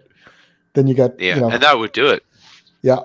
Then you got Ryan at IBI saying, oh, that's 1 in 12, out of a 26, see, that's all that stuff kind of comes together. And then we'll see, well, is there an ELR match bullet that you need, right? What's the best one out of the available merchandise today, right?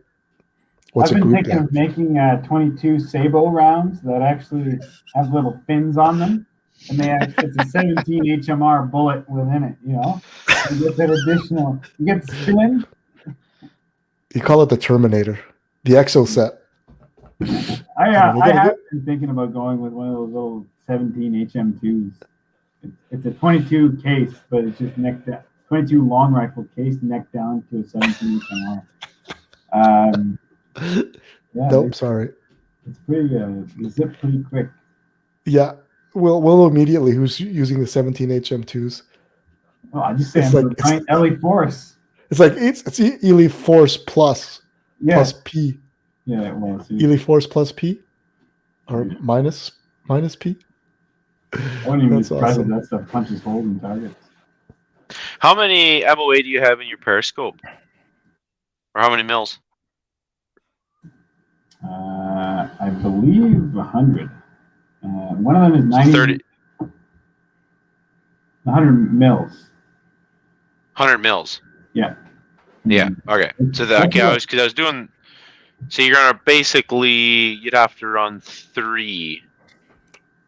You'd have to have 3 different periscopes to cover all ranges. Yeah, I'd have to change the way I make my periscope though, because it's not adjustable right now, and because I just slip it onto the objective lens. Yep. The front lens, like the angle matters. So if I angle, it's good enough for what we wanted to do for the ELR, but it wouldn't be. I'd have to change the design so that it snaps back at the exact same level every time. Otherwise, it would give me a shift in my point of impact, left and right. Yeah, you'd have to have a way to index it. Yeah, exactly. I don't think I would, to be honest. I would prefer go with one of those. There's a couple base options that are available. And I'm like, I'd love a Charlie Tarak, but they're like $3,000. So yeah, it's cash. Wasn't there a junior one that you mount on? Yeah, there is. It doesn't have enough elevation. Oh no. No, it's only 30 mils, I think, or something. So it's not. It wasn't enough for what I needed to do. But there's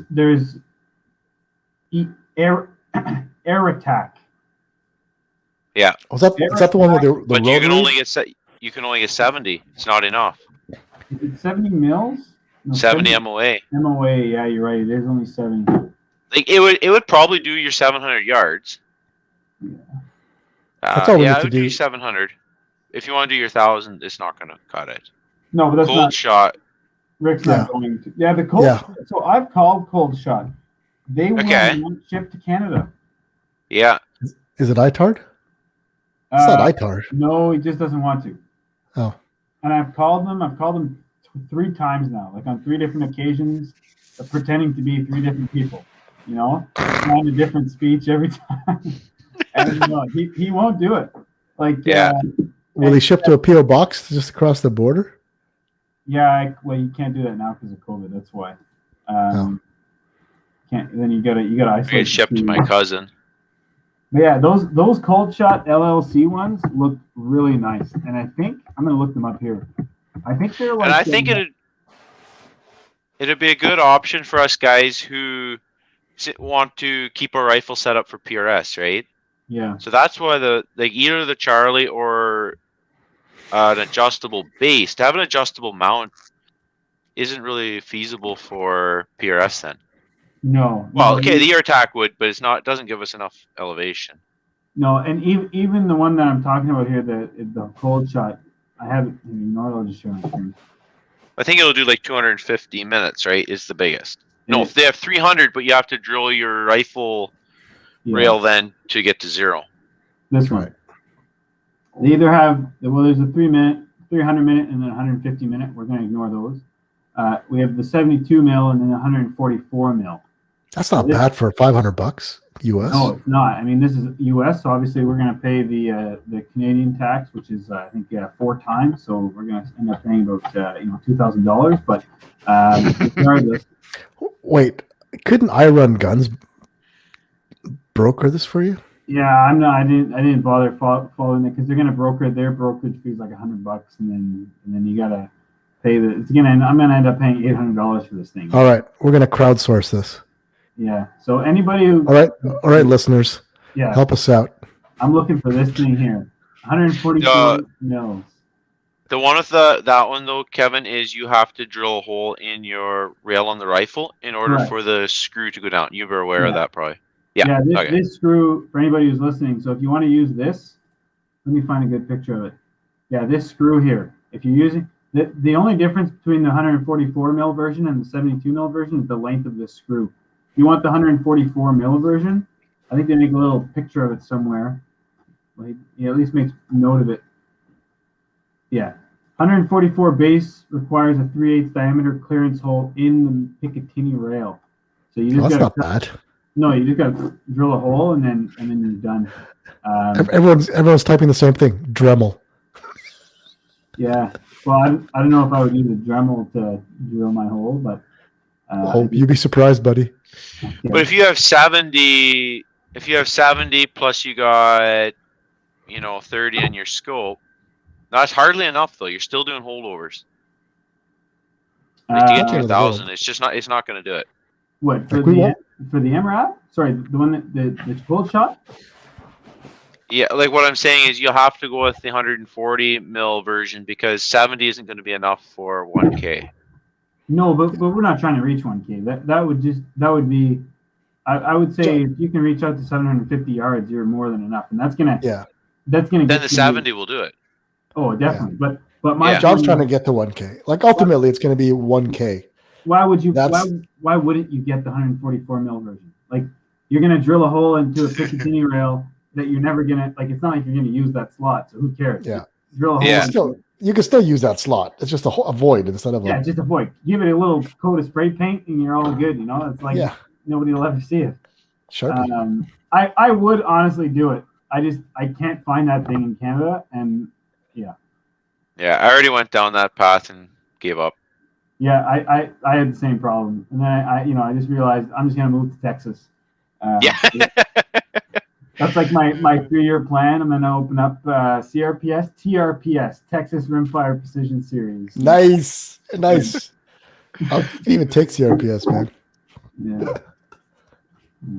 So yeah, that's what got me started on making my own. I realize it takes a bit more tinkering and stuff like that, but I'm able to do it, and it allows me to get the elevation I need.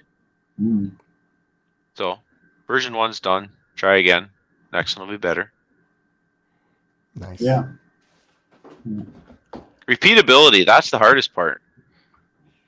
And you want to have the confidence that when you switch to your next position, that you know it's going to be right. If you don't have the confidence, and then you start missing, is it wind? Is it elevation? You can't go there. Yeah, no, you can't. So. Yeah, I do think that's of all the options, even the air attack, because the air attack doesn't have enough. You're right. It only has 72 MOA, I think is what it is. So you could look at Veldata and their rocker. That'd be another option. Be a similar price range. And there's a guy in Australia that's making a similar idea where it's actually serrated notches on the back. But what I didn't like with his system is there's grub screws on the side of the rail, and you have to loosen up those grub screws on the one side and then retighten. So if you that's the Veldata one. You just move a pin, and then you tighten up the locking bolts. Yeah. So it won't affect your windage. But this one from Australia, you can actually use it to correct a windage problem if you want. But you have to undo those same screws that affect the windage every time you adjust your height or the amount of cant. And so if you were to retorque those screws to a different torque setting, you could potentially affect your windage. But the Veldata rocker, that one's interested me. Yeah, I'm looking at it now. I can show my screen again if you guys are interested. But Veldata, VALDADA. Huh. Yeah, that looks. But once again, I'm not sure how it works for them. I'm pretty sure they'd ship up here. Yeah, it seems. Yeah, because you can get it through Midway USA if you wanted. No, you can't get anything from Midway USA. You can't. Sure, you can. Yep. I bought from them and from who's the other guy? I usually deal with Brownells. I never get anything. Yeah, Brownells. I've never dealt with them. No, Brownells, I deal with them all the time. Midway USA is extremely anti-export. Okay. Yeah, I'm almost like and Optics Planet, forget it. You're never getting anything from Optics Planet. Yeah. So they don't like us coming. Yeah, it's easier. It's easier to bring stuff from Europe optics related. Like out of the States, that's a no go. No, you can't. It's not happening. No. You know who we should talk to? Hawkins Spur. Hawkins should do something like that. This could be something. From Spur. Is that Spur or is that a different company? Yeah, that's Spur. You know the owner? Is that why? Well, he's always a tinkerer. I follow him on Facebook. He's always making stuff. He's a millwright. Yeah, he just loves to machine stuff. Hawkins Spur. Oh yeah, interesting. Yeah, I had no idea. Look him up. Look him up on Facebook. He's always building stuff, making pieces for Lugers and updating rifles and because like if you created a system for 22 LR alone, some of those design limitations that you'd need to deal with if you're running like ELR with a centerfire where you got massive recoil. Yeah, you don't have to worry about it. Yeah. Hey, what about those old Buffalo sights? Yeah. Like it's not a crazy idea, right? It's an incremented rail, right? If you make the notches fine enough, the problem is seeing the target. That's the problem. But you're gonna have huge targets. It'll be 4 feet, 6 feet at 1,000. How big is the plate you guys used, Kevin? 4x4? The plate that we used at 1,000 yards was 4 feet by 4 feet. Yeah. Like, how big do we need to make it at 1,000? I would say most definitely probably double that size. Really? I would make it. That becomes a logistics nightmare for match directors. Yeah. To try to set that thing up, like, good luck. Yeah. And I was looking. So we're not going to go to 1,000, John, unless you're sponsoring John's going to cart off the wall of steel down there. I would just do it out of aluminum. Aluminum. Yeah, but you still have to set it up. Yeah. 4x4 panels, because you're not going to get panels of aluminum wider than 4 feet. No, we can get 2 4x8s. Stack them. 2 4x8s. Yeah, Rob just said 4x8s. We stack 2 4x8 side by side, and then just put a big in the middle. I'm gonna need a bigger trailer. Yeah. No, it's honestly like we're talking. Oh yeah, what are we gonna put it at 1,000 yards? Oh yeah, we need 6x6, 8x8 target. It's like I think you've definitely reached the point where you're beyond the. I mean, there's no doubt about it, beyond the functional range of a 22, but it's almost like you say that now. Like, but 5 years ago, 100 yards was a far shot for a 22. Yeah. Right? Like, oh yeah, 100 yards, man. Come on, that's crazy. Yeah. Now it's like you sight in at 100 yards. Yeah. It's like if you can't hit 100 yards, like, don't even show up, right? No. I mean, that's so you go back in time. When I was 16, just got my license using Grandpa's old single shot Cooey. I didn't know that 100 yards was a long shot for 22. I was shooting blackbirds at 100 yards regularly. That was 80 to 100 yards. That's what I did. Woodchucks further successfly. I didn't know you're only supposed to shoot to 50 yards with a 22. Yeah. What are you doing? You must have holdover. Doing holdovers, right? Yep. I had a 3 to 9 doing holdovers, but I had shot distances to figure out where I had to.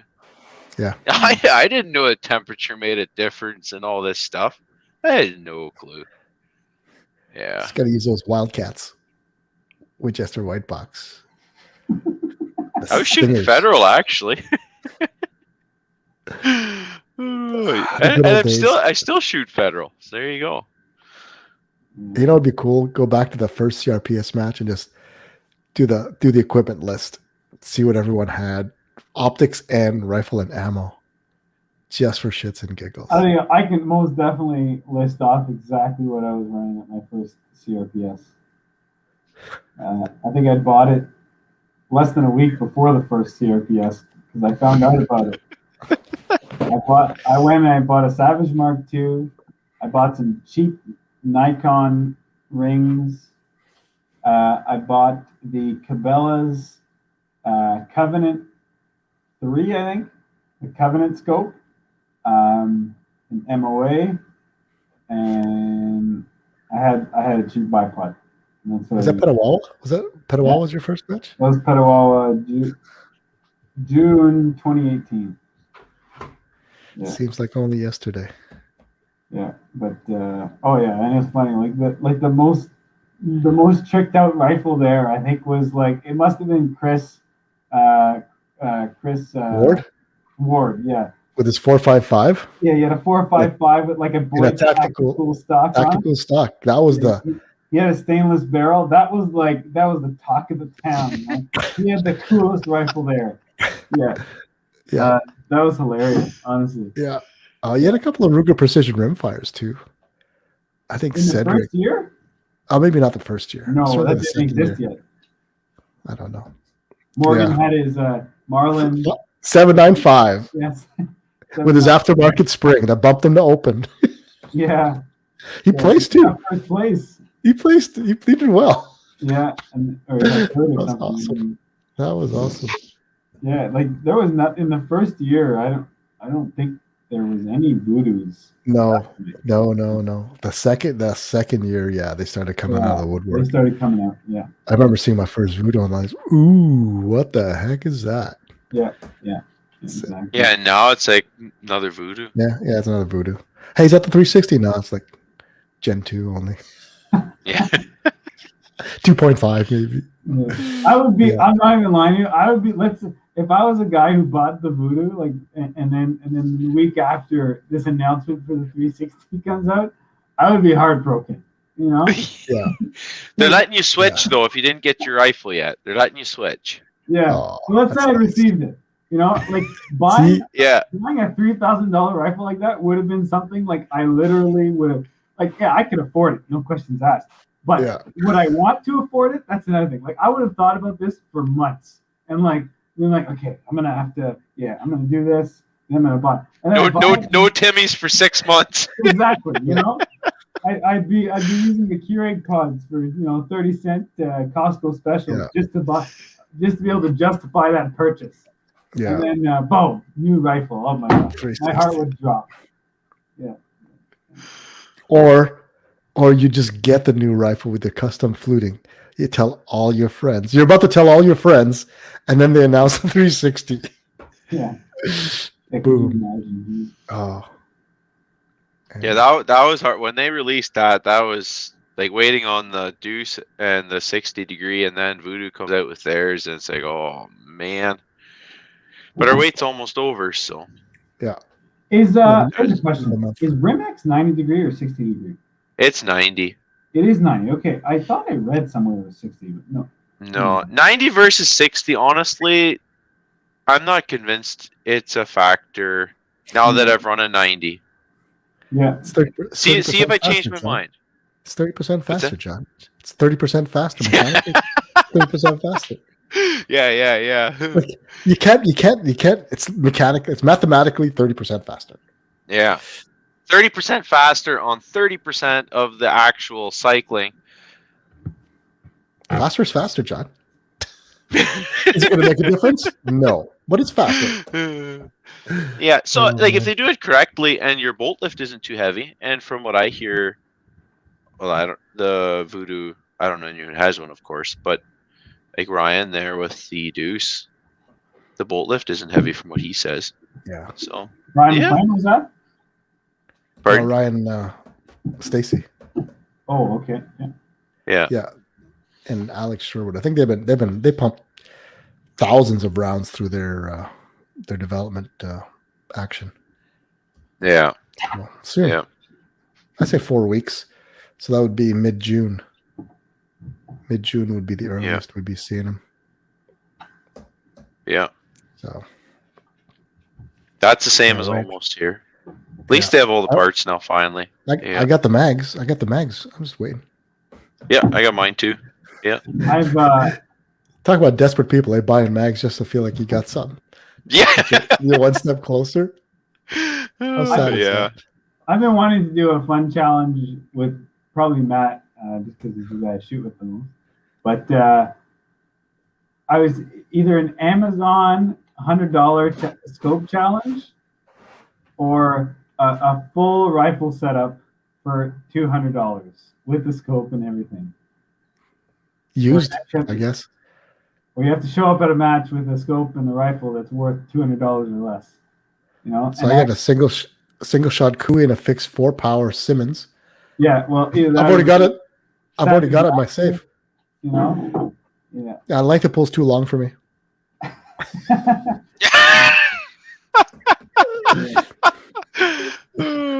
Yeah, you couldn't do new for $200. No, but like, But you could. Marlin 795 was close. Like I bought it for like $250 with a scope on special. Oh, like a package buy. Yeah, because it was a center point 3 to 9. Yeah. But I think like just an old, like even getting like an old beater. No, here's what it is. Everyone has the same setup. So like a Ruger 1022 with a Diamondback tactical, right? Like everyone's got the same. Everyone runs the same ammo. Or Dave's saying the Cricket's got a precision. Did you see that Cricket precision? Yeah, it is. That thing's expensive. The Savage. Where I seen pictures of it and people with their little guy shooting, and someone called it a Cricket. Got me all excited. It's like an AI pattern or something. Yeah. It looked like so is Cricket a brand? No, I think it's a Savage. It's a model. Well, that's what I think. No, like a Cricket. No, Keystone. Keystone is the manufacturer. Keystone Cricket. I've heard of it. Okay. I was thinking Savage Cricket. Yeah, never mind. It's not. He's absolutely right. The Keystone Cricket. But yeah, it looks like I was looking into it. AI. Yeah, it looks like an Accuracy International. Yeah, it's pretty cool. What single shot probably? Yeah, it is a single shot. Yeah. Which is not bad. So far, we've had one competitor shoot CRPS with a single shot on shoots. Ed Sloboda. Serious? He's the guy that won the Ruger 1022 comp out in Alberta. Yeah. Oh, good. Now he's got a repeater. A nice one too. There's also, I don't remember who, somebody shot the first year CRPS with the lever action. Yes, it was Brian. Yes, it was Brian. Yeah, Brian. It was Brian. Yes. It was a golden boy, wasn't it? It was a golden boy. It was a Henry golden boy. I loved it. I have a picture with a dope chart like hanging off beside it. It was like beautiful. Awesome. Love you, Brian. I miss you guys, man. Jeez. Good times. I think that was the one that said, let's see how this works. On the right stages, you can do it. Like I think like for a guy that says, hey, he's just gonna come out, he's gonna shoot what he's got and get her done, try it out. You gotta give props to him for having the guts to do it. A lot of people don't have the guts to do that. No. They want to have everything before they go, and they don't even know if they're going to enjoy it. So if you come on, leave your gun and just do it. Yeah, I honestly thought like it was just a ball. Like I thought he was doing it on purpose to be cool, you know. I loved it. Like I saw that thing and I was like, man, that's awesome. Yeah. Yeah. Bet it was fun. I'd do it. I'd do it. Yeah. For sure. Rob saying, just do it. Just one design rifle setup, ammo supplied. One stage. We did that. We did. We had a stock 1022 with a bipod on a picnic table. Mm-hmm. People complained they didn't like shooting something else. It wasn't a test of their equipment. It was unfamiliar. No, actually, Rob, it's kind of like you and the loaner rifle. Yeah. you played that game at Warren Field. Here's your Tika. Here's your Tika. Go shoot the match. Yeah. So Rob was one of 4 mentored shooters that day at Warren Field. That program's awesome. Oh, sorry. It's the same Rob. Yeah, it's the same Rob. Yeah, gotcha. He drives a 4Runner. Yeah, I like that. What are you in high school? That's how you tell people about their cars? No. He was leaving the match, and I was like, oh man, like it's either that or the Tacoma. You know, those are my, great cars. But I don't have. That was always my dream vehicle. Yeah. Just not enough torque. Mm-hmm. Yeah. One day we might do it. Like that would need to be sponsored by like a spec race, like Savage would do it. Savage B22 Precision spec match. Everyone shoots a Savage B22 Precision. Ely provides the ammo. You guys get an hour to do your dope chart, and then off you go. And then Vortex provide the scopes, right? Yeah, that would be cool. I don't know how much sustainability there is to that, though. It wouldn't be. It would be cool to say, now we're going to know who the best shooter is. Okay. Because it's not about equipment, not about ammo. It's all about prepping your data ahead of time, right? So here's an hour. There's there's a range set up all the way to 300, right? You got a sight-in board and 300 yard targets, steel, and limited amount of ammo. Limited amount of ammo. You got 50 rounds, right, to figure it out. Do all your checking, yeah. Do all your checking, right? Yeah. That's enough. That would be awesome. Very cool. I kind of did that at the Palmerston match. Here's a rifle. Here's your ammo. You didn't even do the checking. I was like, here's a rifle. Use this PC. Go shoot. I outsourced it. I did well too. I did well. Oh, you know, like shooting with a high-end optic though. What a difference! Seeing bullet trace, man. It's like you could correct. You had a fighting chance. What were you using last season? Midas, Athlon Midas. Oh, so you stepped up. Yeah, from Midas all the way to Cronus. All the way up to all the way to the highest you can go. Pretty much. So, yeah, on that rifle. Yeah. But now we've got a bunch more. I don't think I'll ever shoot that Midas again. Yeah. Spoiled for choice here. Yeah. Yeah, if people are looking to spend, like you say, buy the stock CZ, if you're going to go with an expensive rifle and a cheap optic, you're putting money in the wrong direction. Yeah. Yep. Buy an MTR, forget about the upgrades, put a good optic on it. Yeah. That's your biggest bang for it all. Yeah, exactly. Yeah, put a great one. Put a Minox LR on it. Or like that range. What's that run at now? 2,700, I believe. 700. Yeah. For the price, that's the scope to beat optically. Yeah. There's still that. I don't know if any. Like I can see someone spending over $2,000, but that breaking that $2,500 mark is a huge mental barrier, right? Like if because that's putting you into the Cronus, the Razor, the LR. Yeah, exactly. And they're all going to be. You just got to, which turrets do you like? What optic? What reticle do you like? You're going to find something that's going to perform well. And the only way you're going to notice is when you're playing in on the ends of like dawn or dusk lighting, and how well it handles different lighting conditions. Watching trace. Like you got the sweet spot, $700, just around 1,000, under 15, and then 22, 25 and over, right? That 4 bands you'll see. Like plus you got like tons under 500, but I wouldn't go that far. I wouldn't go in that area. Like just spend a little more, get a lot more. And you're paying for consistency at that point. Right. So we already talked about a Diamondback Tactical, the Athlon Argos. So again, I don't know who else is playing in that field. I think the Ride-Ons are in there too, or that's that new Delta Striker, right? That Asmir was talking about. That's playing in the same that design's been around for a long time. It's the same basic design as the Cronus, the Razor, like that. You got a whole bunch of scopes and excellent options. Yeah. But those are all, like you say, 2,500 over. Yeah. Yeah. Carl's saying the Meopta Optica 6. Yep. Yep. One. Yep. But again, it's like that Strike Eagle though is like that one just around $1,000. That's that one. And what's playing? What's the Aris at now? 12, 14, 14. 14. Aries, the 14. The Midas is below that, right? It's around 1,000 or under 1,000. You can get a pretty wicked deal on a Midas right now. I think it's Go Big Tactical.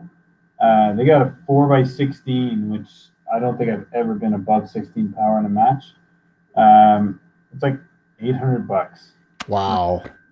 I paid 12 for mine like 3 years ago. 416. That's a deal. That is a really good deal. I think that's like a good deal. Like $899, but either way. Yeah, and that's got all the features you need. Like for $900, come on. So for CRPS, I still can't be convinced that you are going to truly see a difference between like a Midas Tac and a Cronus. Yeah, I'm not going to. The Cronus it's a better scope, but are you really going to get a performance difference? I saw for the first time where my bullets were going. Yeah. And I was able to correct mid-stage and make hits. So I can without a from personal experience Yes. All right. Well, I think I'm going to need a Cronus next. Oh. But well, you got the LR coming. Give him the LR. Tell him to go shoot a match with the LR. Or hey, why don't you borrow the Chronos from Thomas? Has got the Chronos from the Rimex. Yeah, Thomas has the Chronos. Yeah. So you just keep swapping that baby around. No, and then you can make up your own mind. I'm running the Ares. And you're running the Ares as a sponsored shooter for Athlon. You love the Ares. I do. And I mean, that's the thing. Like, I struggled to move to the Ares from the Midas Tac because I love the Midas Tac. I'm not even exaggerating. Yeah. I love that scope. Yeah. You know, so like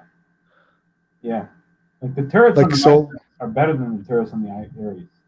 Yeah, but you've seen that they're very, very, what is it? Instance to instance, you'll see variations. I mean, I had both, and I stuck with the Midas because we had an Ares demo as well. Yeah. The first year, and I stayed with the Midas because I want to compare that the Cronus to the Ares.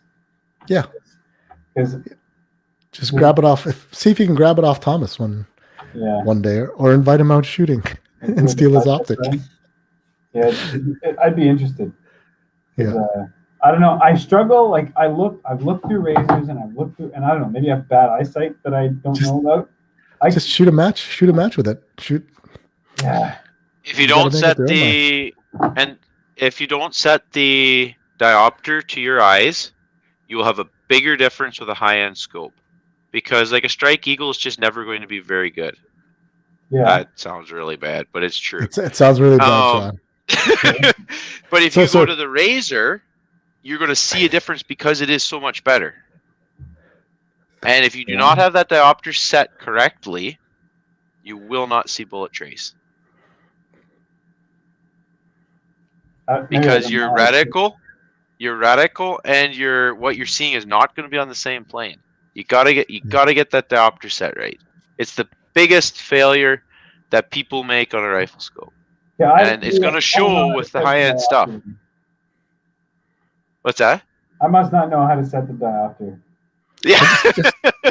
just try the Chronos, man. It's easy to just try it out. Yeah, make up your own mind, Kevin. Yeah. I'm just saying, for me it was dramatic.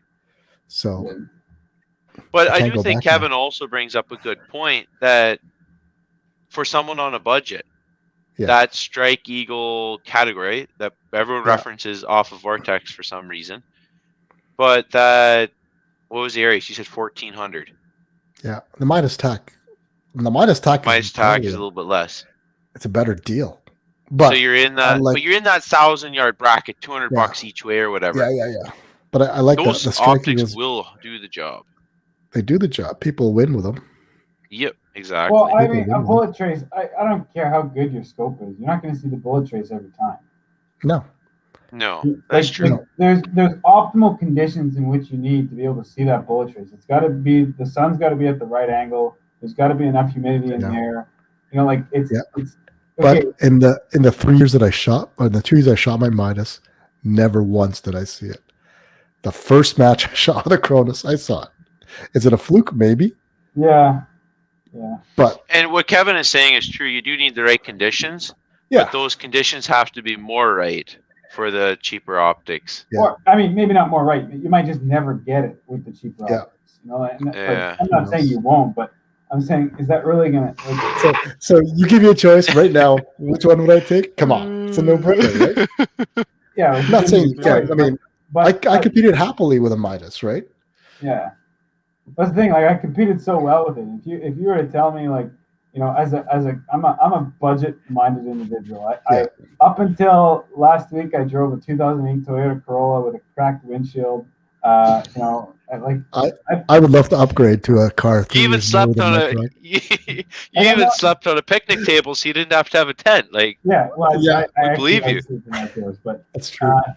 Mr. Hardcore. If I had to, if I'm purely on my own budget, I just don't think the cost to benefit ratio of a high-priced optic justifies it compared to the performance you can get for something that's more reasonable. Exactly. So you take a Midas Tac, and then you take the $1,700 difference, spend it on ammo. you'll get further ahead. Yeah, I mean that or correct. Yeah, a range membership. Yeah, that good glass might only give you 1 or 2 points in a match. Yeah. Yeah. And surely, if you're trying for first place desperately, yeah, maybe that $1,700 is worth it to you. And you two guys were separated by just a couple of points anyway, right? I think we're separated by less than a point right now. Oh, you forget about the rivalry. So in this case, it is applicable, John. Yeah, I'm not moving down. I'm not going to run a cheaper optic. I'm not going to run a cheaper rifle. I'm using everything I got to keep ahead. That's it. I'm actually, no holds barred. He's ahead of me right now. That's the issue. Oh, okay. Well, I'm still running. I think so. I'm saying I'm playing. I don't even know if I can use the term the devil's. I'm using some pretty high quality stuff right now. But would I if I wasn't sponsored, would I be running an optic at this expensive? Ooh, I don't know. That's hard for me to say.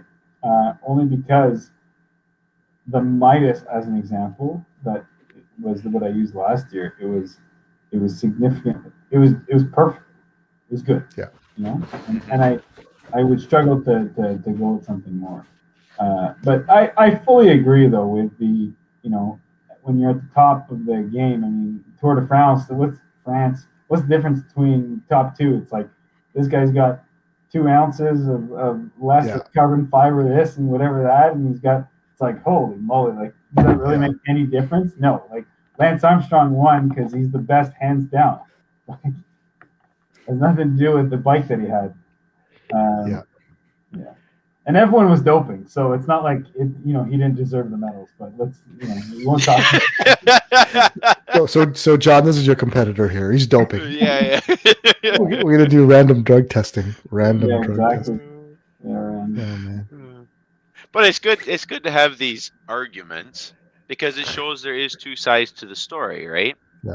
And sometimes we look at good gear in the wrong light. Yeah. That good gear is really very, very small returns. Yeah.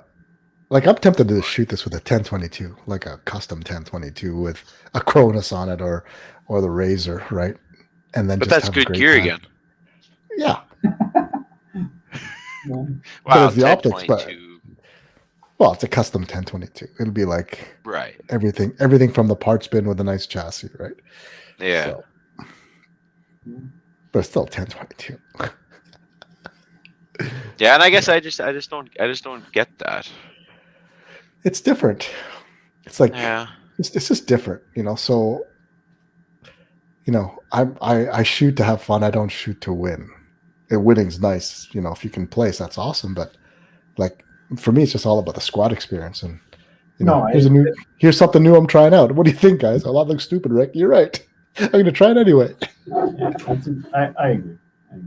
Yeah. So, arms race, eh? Arms. It is. It is. Because I think, and again, I always feel bad for the guys starting this year because they look around and say, "Wow, is this what I need to compete?" No, what you're seeing is 3 years of boredom being expressed in purchasing gear that's different from what they shot last year, and it's just evolution. It's there, and people. It's that perfect storm, right? Centerfire matches aren't happening, so people have disposable. People aren't traveling because COVID's not there, so there's no vacations, right? They're not spending money in the bars and restaurants, at least not in Quebec. So there's all this disposal, and the internet is faster than ever, right? And there's more stores popping up, and we got great sponsors like Tesro and Go Big and Bullseye, and they're coming up with some great deals. So that's where, you know, that perfect storm of people just gearing up. So yeah, it's a fun I think I would have to be in Kevin's shoes too. I buy nice stuff, not because I really think it's going to make me better. I just like nice equipment. Yeah. At work, we have nice tools. If it don't work, we get the thing fixed. Yeah. I like nice tools. Yeah. So like a $200 hammer. That's part way there, Rick. Stilettos are 350, I think. Forget the stilettos. Get a Martinez, man. Martinez, what's that? Oh. So Kevin, arms race, man. The hammer's arms race. We got a stiletto. My dad had a stiletto, and he loved it, and then he lost it one year. Lost it. I don't know what happened. But, yeah, we bought him one. I think I bought him one like 3 years ago or something. And yeah. So Mark Martinez, the guy that designed the stiletto, when he sold the stiletto to Milwaukee, then he went home and designed another one after his non-competition agreement's up to come out with the Martinez. If you like a slightly heavier hammer, okay, this isn't even rimfire. It's all right. We're just wrapping up anyway. We're hitting the closing remarks. We're 2 hours and 10 minutes. Dave, thanks for joining us again. See you later, man. Yeah. Martinez. Yeah. All right. See, my work doesn't justify that. For me, it's M18 drills and the sticker shock is getting Festool. Festool is expensive. Yeah, we don't even get there. But it's the same thing. We like some people would never even dream of doing that for work, right? Yeah. Some people like nice equipment. It's not necessarily. It's not going to make me a better shooter. Like, look, Kevin, he's just running this cheap factory MTR, and he beat me last year, right? Like it's. But you were using. RPR. Forgot about that. Yeah. The rebar. Yeah. But that wasn't holding him back. All the time. Yeah. It was good for dropping 5 to 6 points a match. John, would you say? When you weren't on top of it because you put a bipod on and forgot. Mm-hmm. Yeah, it was 3 to 6 points for perfection. Yeah. I definitely lost points with it. And like at Chris's match there, repeatedly that was my first match with the Remex and the IBI barrel here. Repeatedly, target after target. It was like, I'll never hit this. Just shoot and move on to the big target. And I'd hit him. I never could have done that consistently with the Ruger. So at some level, the rebar Ruger. At some level, good equipment does help. But you have to be a very good shooter before that. Yeah. So starting in, it's a pointless argument. Yeah. And then look at Kevin. Like, well, Kevin winning. You 2 points behind me. Kevin started winning because he got sponsored by Athlon. Yeah. But you're only there's only 2 points between us, and that can change either way so fast. Oh, we're talking this year, first match? Yeah, like the first match there. We were very close. Especially since you're the stats guy. Yeah. Yeah. You're one mouse click away from. Yeah. No, we were definitely. And that's I guess. Yeah, we both had a bad stage that day too. Yeah. Yeah. Yeah. Guys starting out this whole thing about Razor's so much better than Strike Eagle argument is really a stupid place to go. Past $1,000, it's preference. Really. Yeah. Yeah. Is it better? Yeah, but is it materially? Is it going to make a big difference? It's not going to make it more fun unless having really nice gear is what you like. Yeah. What's a better car, Toyota Corolla, okay, or a Tesla? For what purpose? I'd probably go with the Corolla. I shame myself to say it, but the Corolla is a 10 times better vehicle. It's tried and true. It runs on fossil fuels. Like it's just a better vehicle. Yeah, ultimately, it's better for the environment because everything's reusable and recyclable. Yeah, exactly. So I think I just ended this whole debate with that one. But some guys like Teslas. Well, yeah, I mean, I don't know who, but. A friend of mine actually just got one. I'm waiting for Canadian winter to hit. I think they got that battery life sorted out, though. Yeah. That cold weather performance. They've had it for almost a decade now, right? Well, they should, because look at our power tools. Yeah. As long as you don't let the battery go right dead, but yeah. Oh yeah. Yeah. So much for a 1 hour little chit chat I about know. Rimfire. Because you guys are chatty Cathys. Yeah, Just nice hanging out, though. It was kind of entertaining.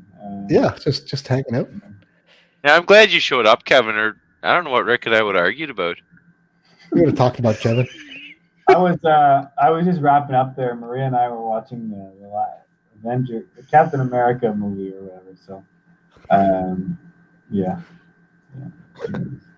Well, thanks for I won't making time judge. for your evening. Yeah. Okay. Well, anyways, gentlemen, I think I'm gonna get going because I gotta continue this very exciting accounting course tomorrow. So yeah. Good luck with that. Yeah. You guys have a good evening. Yeah. Thanks, Kevin. Thanks to Tesro for the sponsorship of Rimfire Nation Podcast. We are available on all the most of the podcast services: Apple Podcasts, Google Podcasts, Spotify, Stitcher, and that's about it. And on the CRPS channel on YouTube. So, thanks again, John, Kevin. Always a pleasure. Thank you guys for joining us this evening, and we'll see you on the firing line next week, if all goes well. Martin Van Rudberg from MDT CEO will join us to talk all things MDT. So tune in for that one. Yeah, looking forward to it. Later. Thanks, everybody. See you, John. See you, Rick. See ya. See ya, Kevin. Bye, Rick.